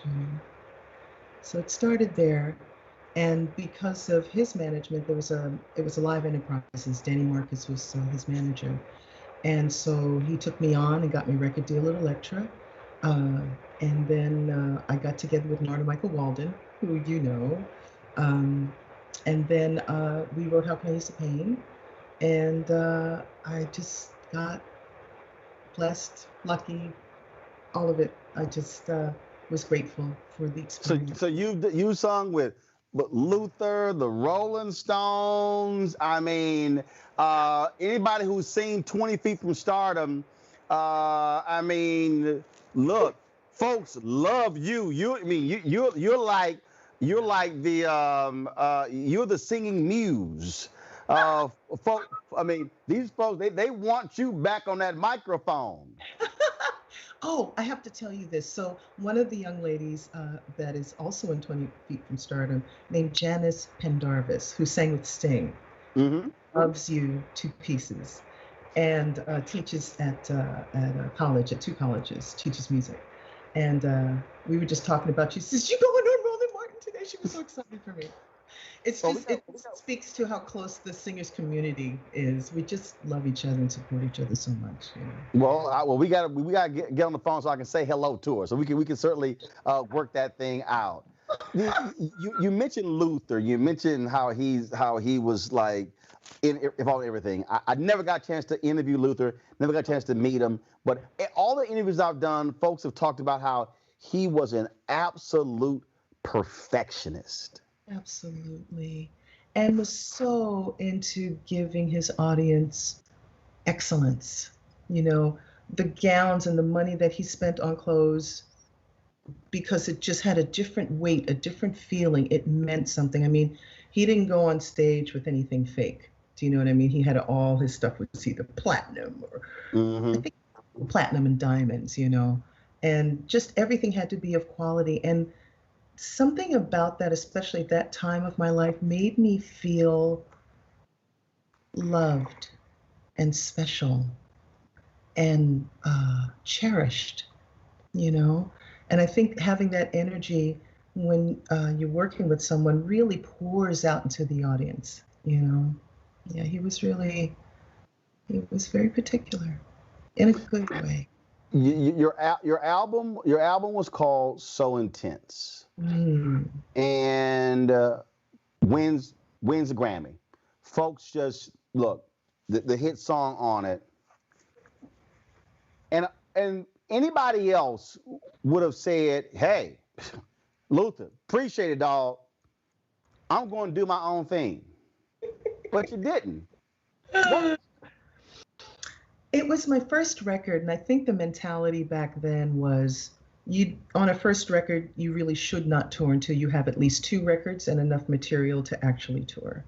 Right. So I was working on the second record, and there was a lot going on. SoundScan was happening where they were trying to reconfigure how they were counting record sales, how they were tabulating them.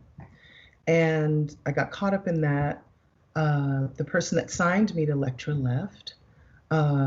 Elektra now becomes Warner Elektra Atlantic, WEA. So there was a lot of upheaval, a lot of change. So I'm working on the second record, and I just can't seem to get it together. Sylvia Roland was wonderful. She was trying her best to help me figure it all out. And I don't know, I just felt like it was all over the place. Long story short, I ended up leaving Elektra to sign with a new company, and then the new company changed their mind, so I had no deal. At that point, I was like, I think I'm just going to go back to background singing. I feel really comfortable in that because I don't know what just happened here. You know, I just felt confused and hurt, and I was just like, is it my age? What's wrong with me? Luther never made me feel like what's wrong with me. And I grow better in an environment that's nurturing. It's healthier for my mind and my spirit. And I just didn't feel nurtured in that environment. It was a bit much for me. So I sang background for the longest time and enjoyed it. A lot of other people would have said, damn that. I'm gonna fight through this thing. I got to get mine. I want to be out front. I think about that scene from the movie Get On Up where Maceo is talking to Bobby and was like, Bobby, you know, man, what you doing? And Bobby said, no, bro. From the moment I met James, he said James was meant to be out there. He said, didn't Matt? He said, yeah, I could sing, but James meant to be out there. And so many other people would have forced it, would have just said no. And so is it that you were still ambitious, but you were also content? And what I mean by that is that even that you were ambitious, that if it happened, it happened, but you were content with your life to the point that if it didn't happen, I'm still happy. I think it's the latter. And when the record deal happened, it wasn't something I was looking for. It was a gift of grace. Any opportunity for me to sing is a blessing. It's just that satisfying to me. And so when the opportunity presented itself, I wasn't hunting it down. I was just singing. And so I was just like, oh, okay, this is the path you're given. Let's go down this path. And then so once that door closed with the record companies, I thought it was a sign that I should step away. And in a weird way, now that I'm, it's 30 years now, But now that I'm older, I feel like I have a lot more to say now, that I'm a lot more full-bodied in every way, emotionally and spiritually. And I think back then I felt more like a feather in the wind, you know? I was just a little unsure of my purpose. I knew that I loved to sing, but now I feel like I really am seated in my purpose. Was it also that you had not gone through a lot? I mean, I think back to what Aretha Franklin has said, what she said, what Gladys Knight, with so many other singers who said, no, baby, you got to go through some stuff, because what you go through then comes out in your music. I think that is so true. I so believe that. I think my trials and tribulations happened earlier in my life. So, you know, I lost my mother at a young age. My parents divorced. I wasn't sure where I was living.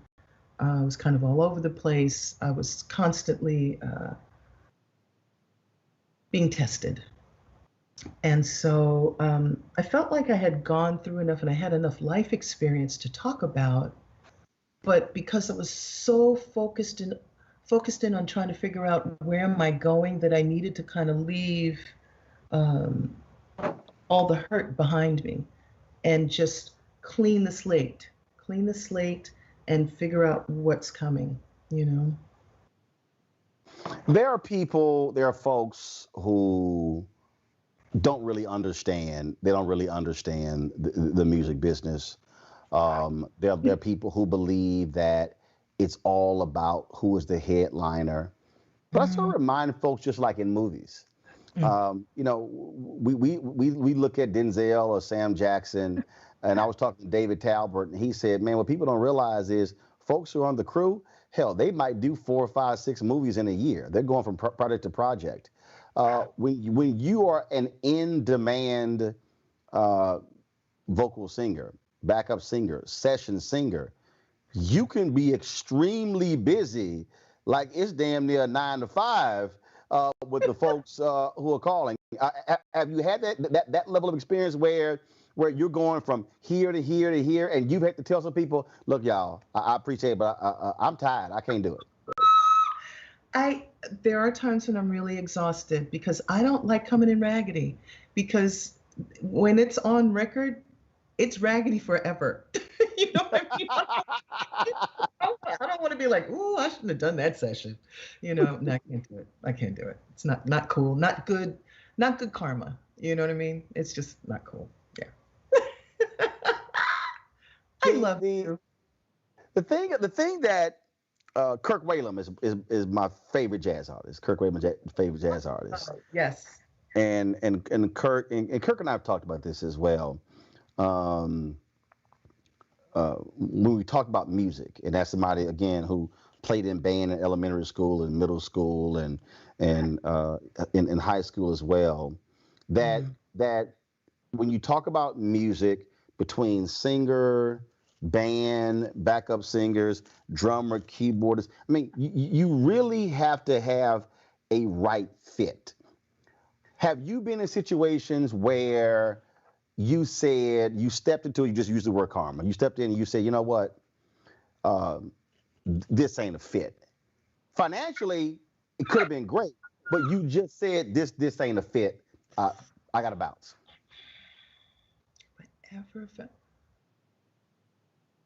There was one time where I was in an environment where I was working for someone, and their energy, their whole vibe was just so ugly.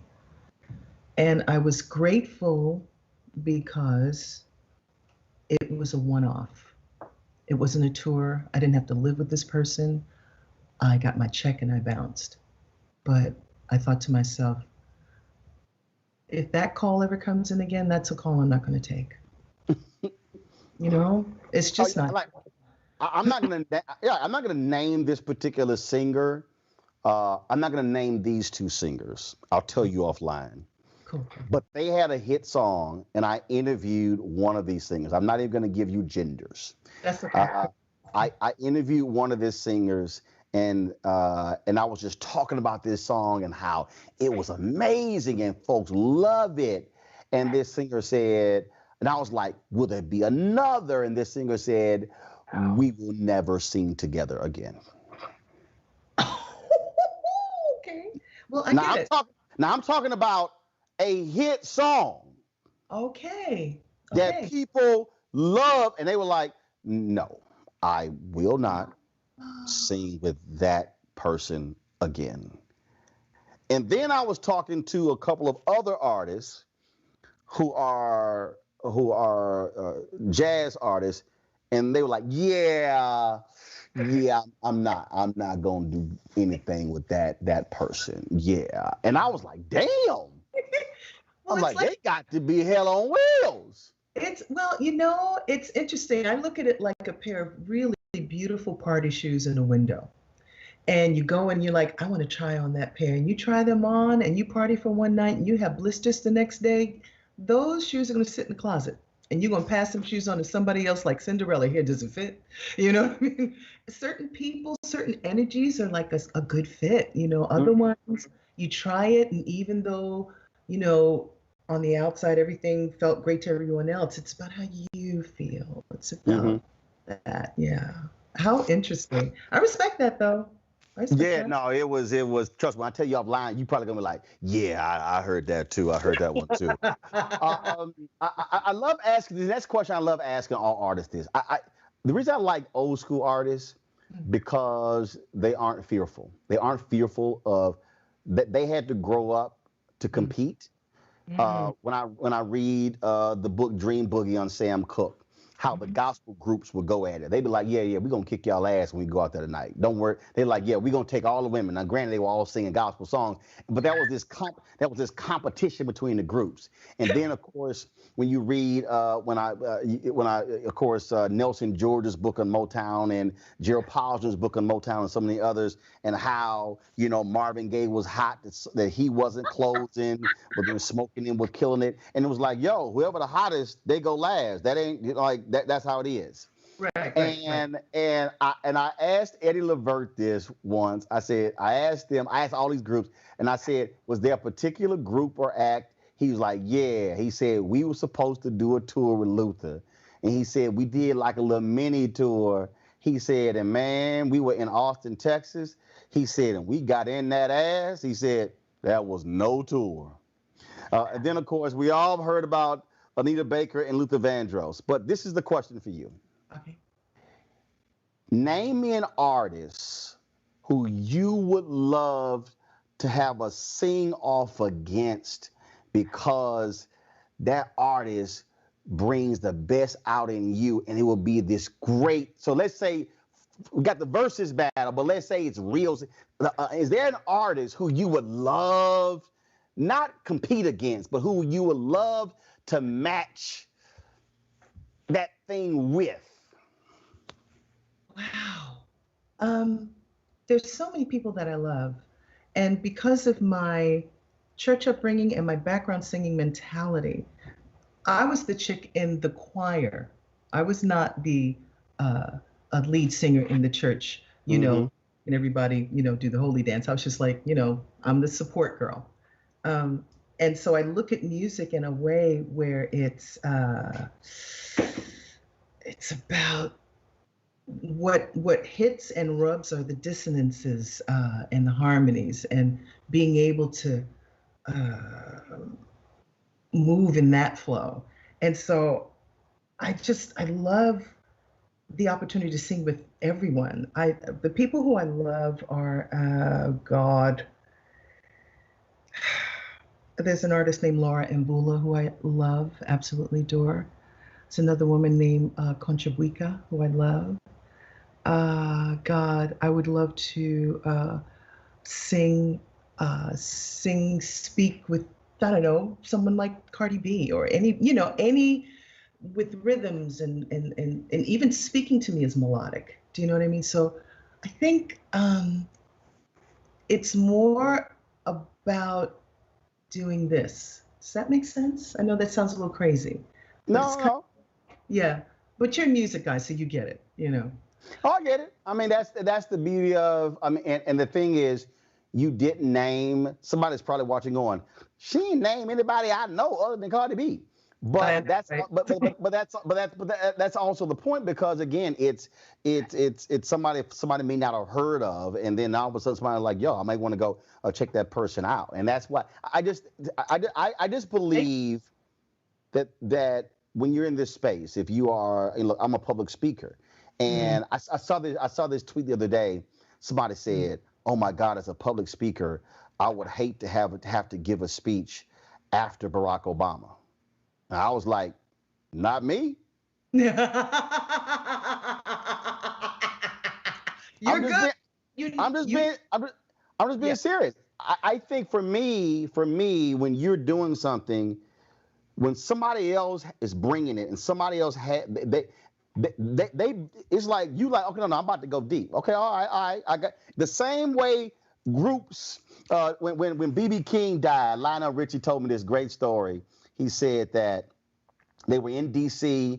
and the Commodores were hot, Earth, Wind, and Fire was hot, and they were all trying to figure out who was going to open, right, and who was going to close. So they sitting here arguing, and B.B. said, hey guys, he said, here's the deal. I can catch me an early flight back to Memphis. So why don't we do this here? I'll go ahead and open, and then y'all can sell that thing out. And he said, so BB, he rolled out his little amp out there. Lionel Richie said he went out there and just destroyed that stage. He said when BB got done, we were all arguing not who was going to close, but who was going to, they were trying to really close because they didn't want to have to follow what BB just did. and that to me is what's great, when somebody else can bring that thing out in you where you say, okay, I'm about to go to another level with it. Yeah, I'm not that girl. I love watching it though, but I've never really been in a situation where I had to do this. All right, so okay, let me flip it in. So who would you love to see, male, female, don't matter, okay, living, I'm asking you this too, living, who would you love to see, either solo artist or group, duke it out? On stage, 2 mics, who'd you love to see? What? Ooh, probably. What's the girl that sings? Da, dee, da, do, da, ba, ba, dee, do, do, do, do, do. It's a oh God. Da, da, da, da, da, da, da. Oh God, I can't think of her name. Oh, it's killing me. This is really bad. I'm supposed to like know music, but I was going to pair this other person with Alicia Keys, but oh God. She's a really beautiful young lady. It was a song that,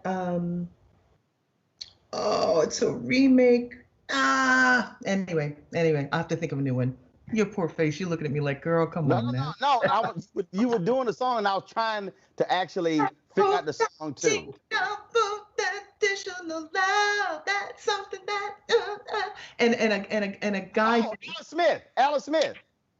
Thank you, Dad. Yeah, that song, Fool, yeah. That's the song I played the other night when I was talking about that snare drum. Yes. Yes. I forgot how much I loved that song and how much I loved her voice. I would love to see her with Alicia Keys. I think they would be beautiful together. Oh no, let me tell you something. Alice Smith. So because I that song, she sang for Harry Belafonte had this event that was in Atlanta.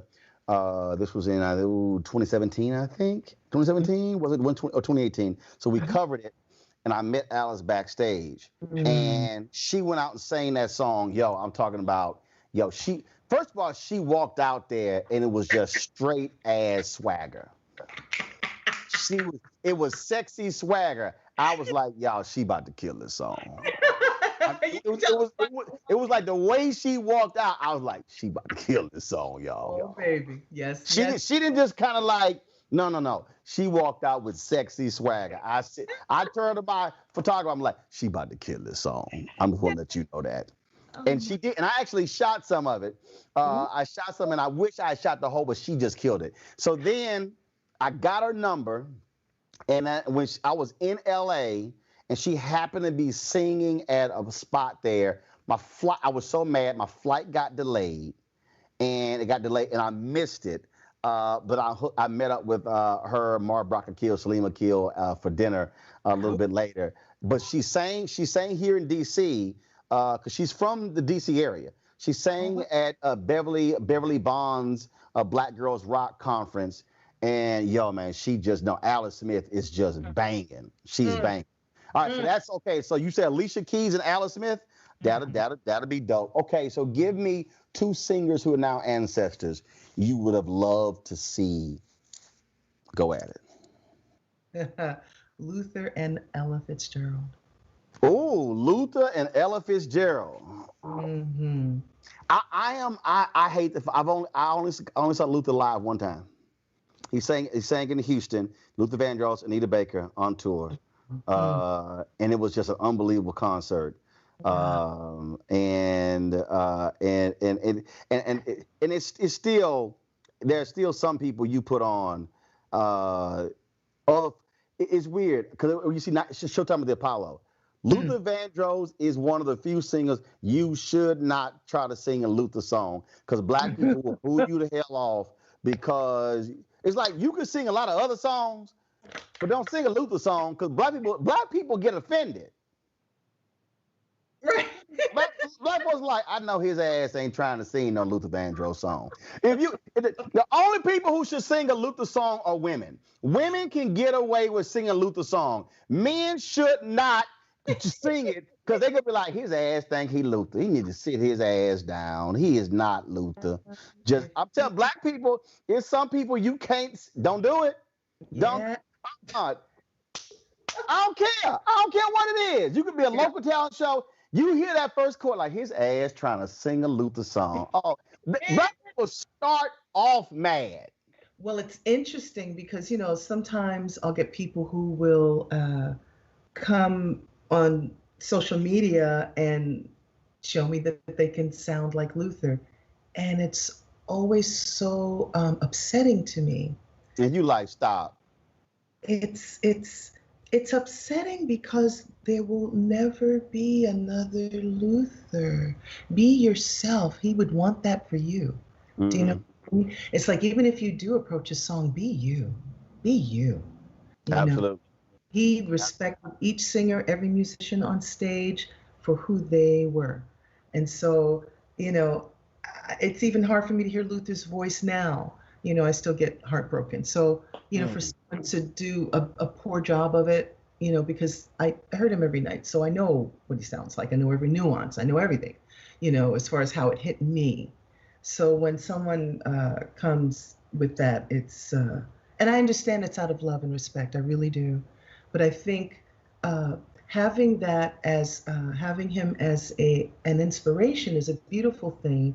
Mm-hmm. But to further to find yourself is the blessing, Yeah.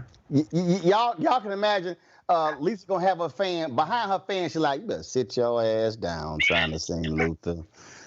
She coming up. You better sit the hell down, boy. Stop. Cover it up. Hey, somebody asked, what are you working on? Are you working on an album? First of all, because the other night you said you were in the studio. So are you working on an album? Are you got your own band? What are you doing? How can people hear you so they can stop talking about the one song? I know, right?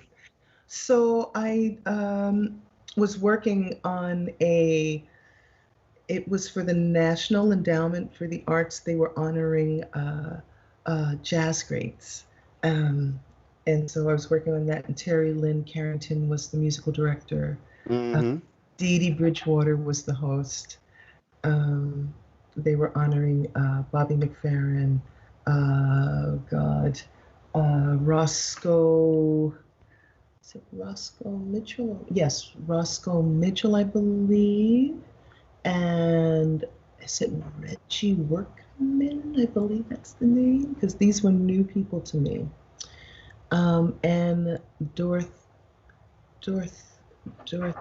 Kirk, I think. Mm-hmm. I have the names wrong, but if you go to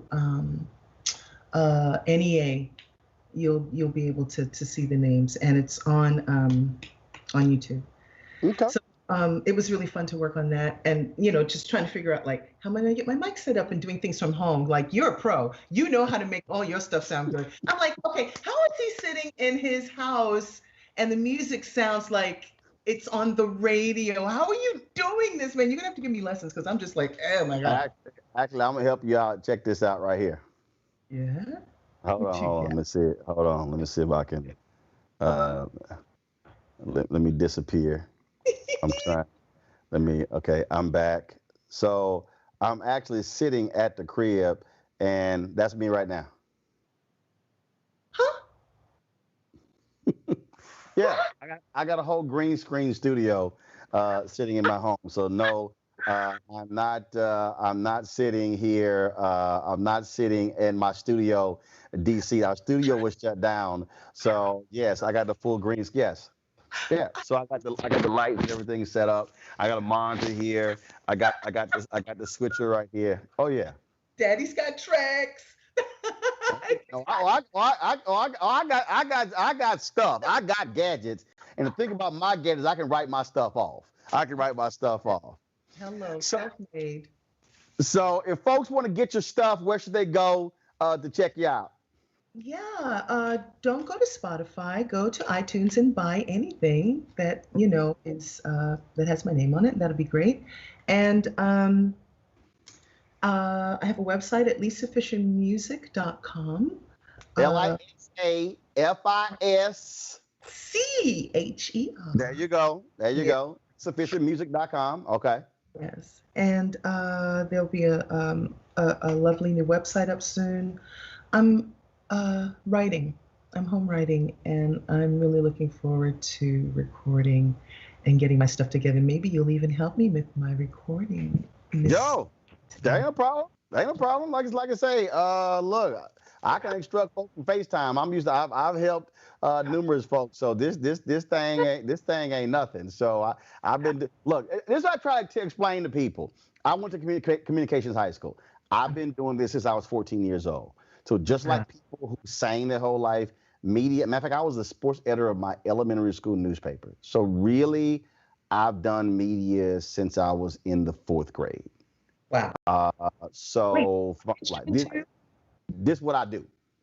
Okay, but do you also play an instrument too? I used to. In fact, I played cornet in elementary school. My brother played trumpet. One of my sisters played clarinet. One of my sisters played flute. One of my sisters was not in the band. She's the black sheep of the family. I always wanted to play saxophone because of the saxophone on B.B. King's "Take It Home," unbelievable song. And didn't check the instrument out by the time I'm there. They're out of saxophones. The band instructor, Mr. Schneider, he said, "Look, I need a bass baritone horn. I have none." And I was like, "All right, fine." Bass baritone horn, it does not compare sexy-wise to the saxophone. Right. It does not. But I did, and I went from beginner's band to advanced band in 1 semester. And I never forget walking to the advanced band class the 2nd semester. My brother who was already in there, he's like, "You're in the wrong class." I was like, "No, player, I'm here."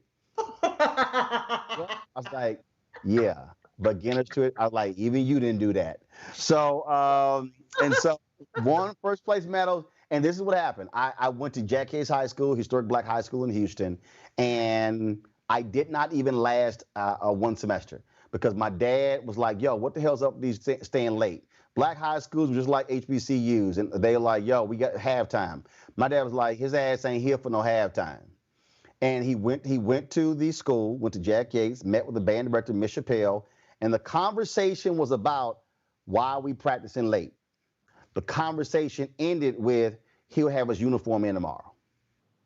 Oh, wow. I was like, how the hell we go? How does escalate? Wow. How we go from you concerned, I'm out the band. Straight. Oh my God. He was like, he ain't here for band. He's here for the School of Communications. He ain't here for band. And that was hard because I walked into high school first chair. Wow. Oh my gosh. Actually went and got some brothers who finished from Yates who were in the band at Texas Southern University to come compete against me. They were like, his little arrogant ass freshman walking in first chair. And I was like, bring y'all asses. So, I was trained properly. So yep. I love, I still wish, I tell Gerald Albright and Kirk Whalum all the time, I don't have time, but I said, I need to just go ahead and do it and go take some saxophone lessons. Cause I do not have many regrets in my life. That is a top 3 regret that I procrastinated. And that's why I don't procrastinate. I've never procrastinated since then. Wow. I feel since you. Then, because I did not. And it was like, I messed around. My parents were saying, go sign up for the saxophone. I kept farting around. Finally, when I did, they're all out. So that mistake ain't gonna happen again. We're gonna close it out this way. You're a singer. Hit us with something. Close us out. Let's see. What would you like to hear? Let's see. Well, you know what they saying on YouTube, what they want to hear. You ready? How can I ease the pain? I know you're coming back again. How can I ease the pain in my heart? How can I ease the pain when I know you're coming back again? How can I ease the pain in my heart?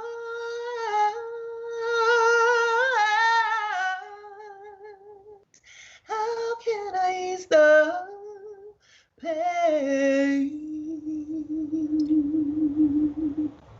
Come on now, Lisa Fischer. Folks, go to lisafischermusic.com, get her stuff. She said, don't go to Spotify, go buy my stuff. I appreciate it, Lisa. Great talking with you. Anything you need, just holler at a brother. Obviously, I'm a huge fan, and I appreciate you showing love to me as well. Love you so much. Thank you. Thank you for this time. You're amazing. And what you do for all of us is truly a blessing and necessary. So thank you. Thanks so much. I appreciate it. Enjoy the balance of your weekend. I'll see you on Clean Club Brown Liquor. Oh, you will. I appreciate it, Lisa Fischer. Thanks a bunch. Folks, that is it. Fabulous show. Gerald Horne, DeJuan McCoy, Lisa Fischer. Great information. Y'all got to support Roland Martin Unfiltered because that's why we do what we do. Ain't nobody else doing this thing the way we do it. So please support us. Cash App, $RM Unfiltered, PayPal.me/R Martin Unfiltered, Venmo.com/RM Unfiltered. You can also send a money order to New Vision Media, NU Vision Media, Inc., 1625 K Street Northwest, Suite 400, Washington, D.C., 2006. Don't forget to also, folks, we need you to fill out that census, 2020 census.gov, 2020 census.gov. Y'all, thank you so very much. Look for the restream for the rest of the day. And we also have, I'm putting together a special, all the black voices who spoke at the Democratic National Convention. We're going to restream that over the weekend. So, folks, thank you so very much. If y'all on YouTube, y'all can give right there. Thanks to my crew. We were out of studio today, so I had to do it from the crib. And so Keenan White handled all the production, everything along those lines. But I'll be back in studio on Monday. Y'all, we're going to keep doing our thing. And don't forget, 73 days until Election Day. But be sure to get your ballot, get ready to early vote so we can hashtag Fire Trump in November. We always close the show out, of course, with our donors of our Bring the Buck fan club. I'll see y'all on Monday. Ho!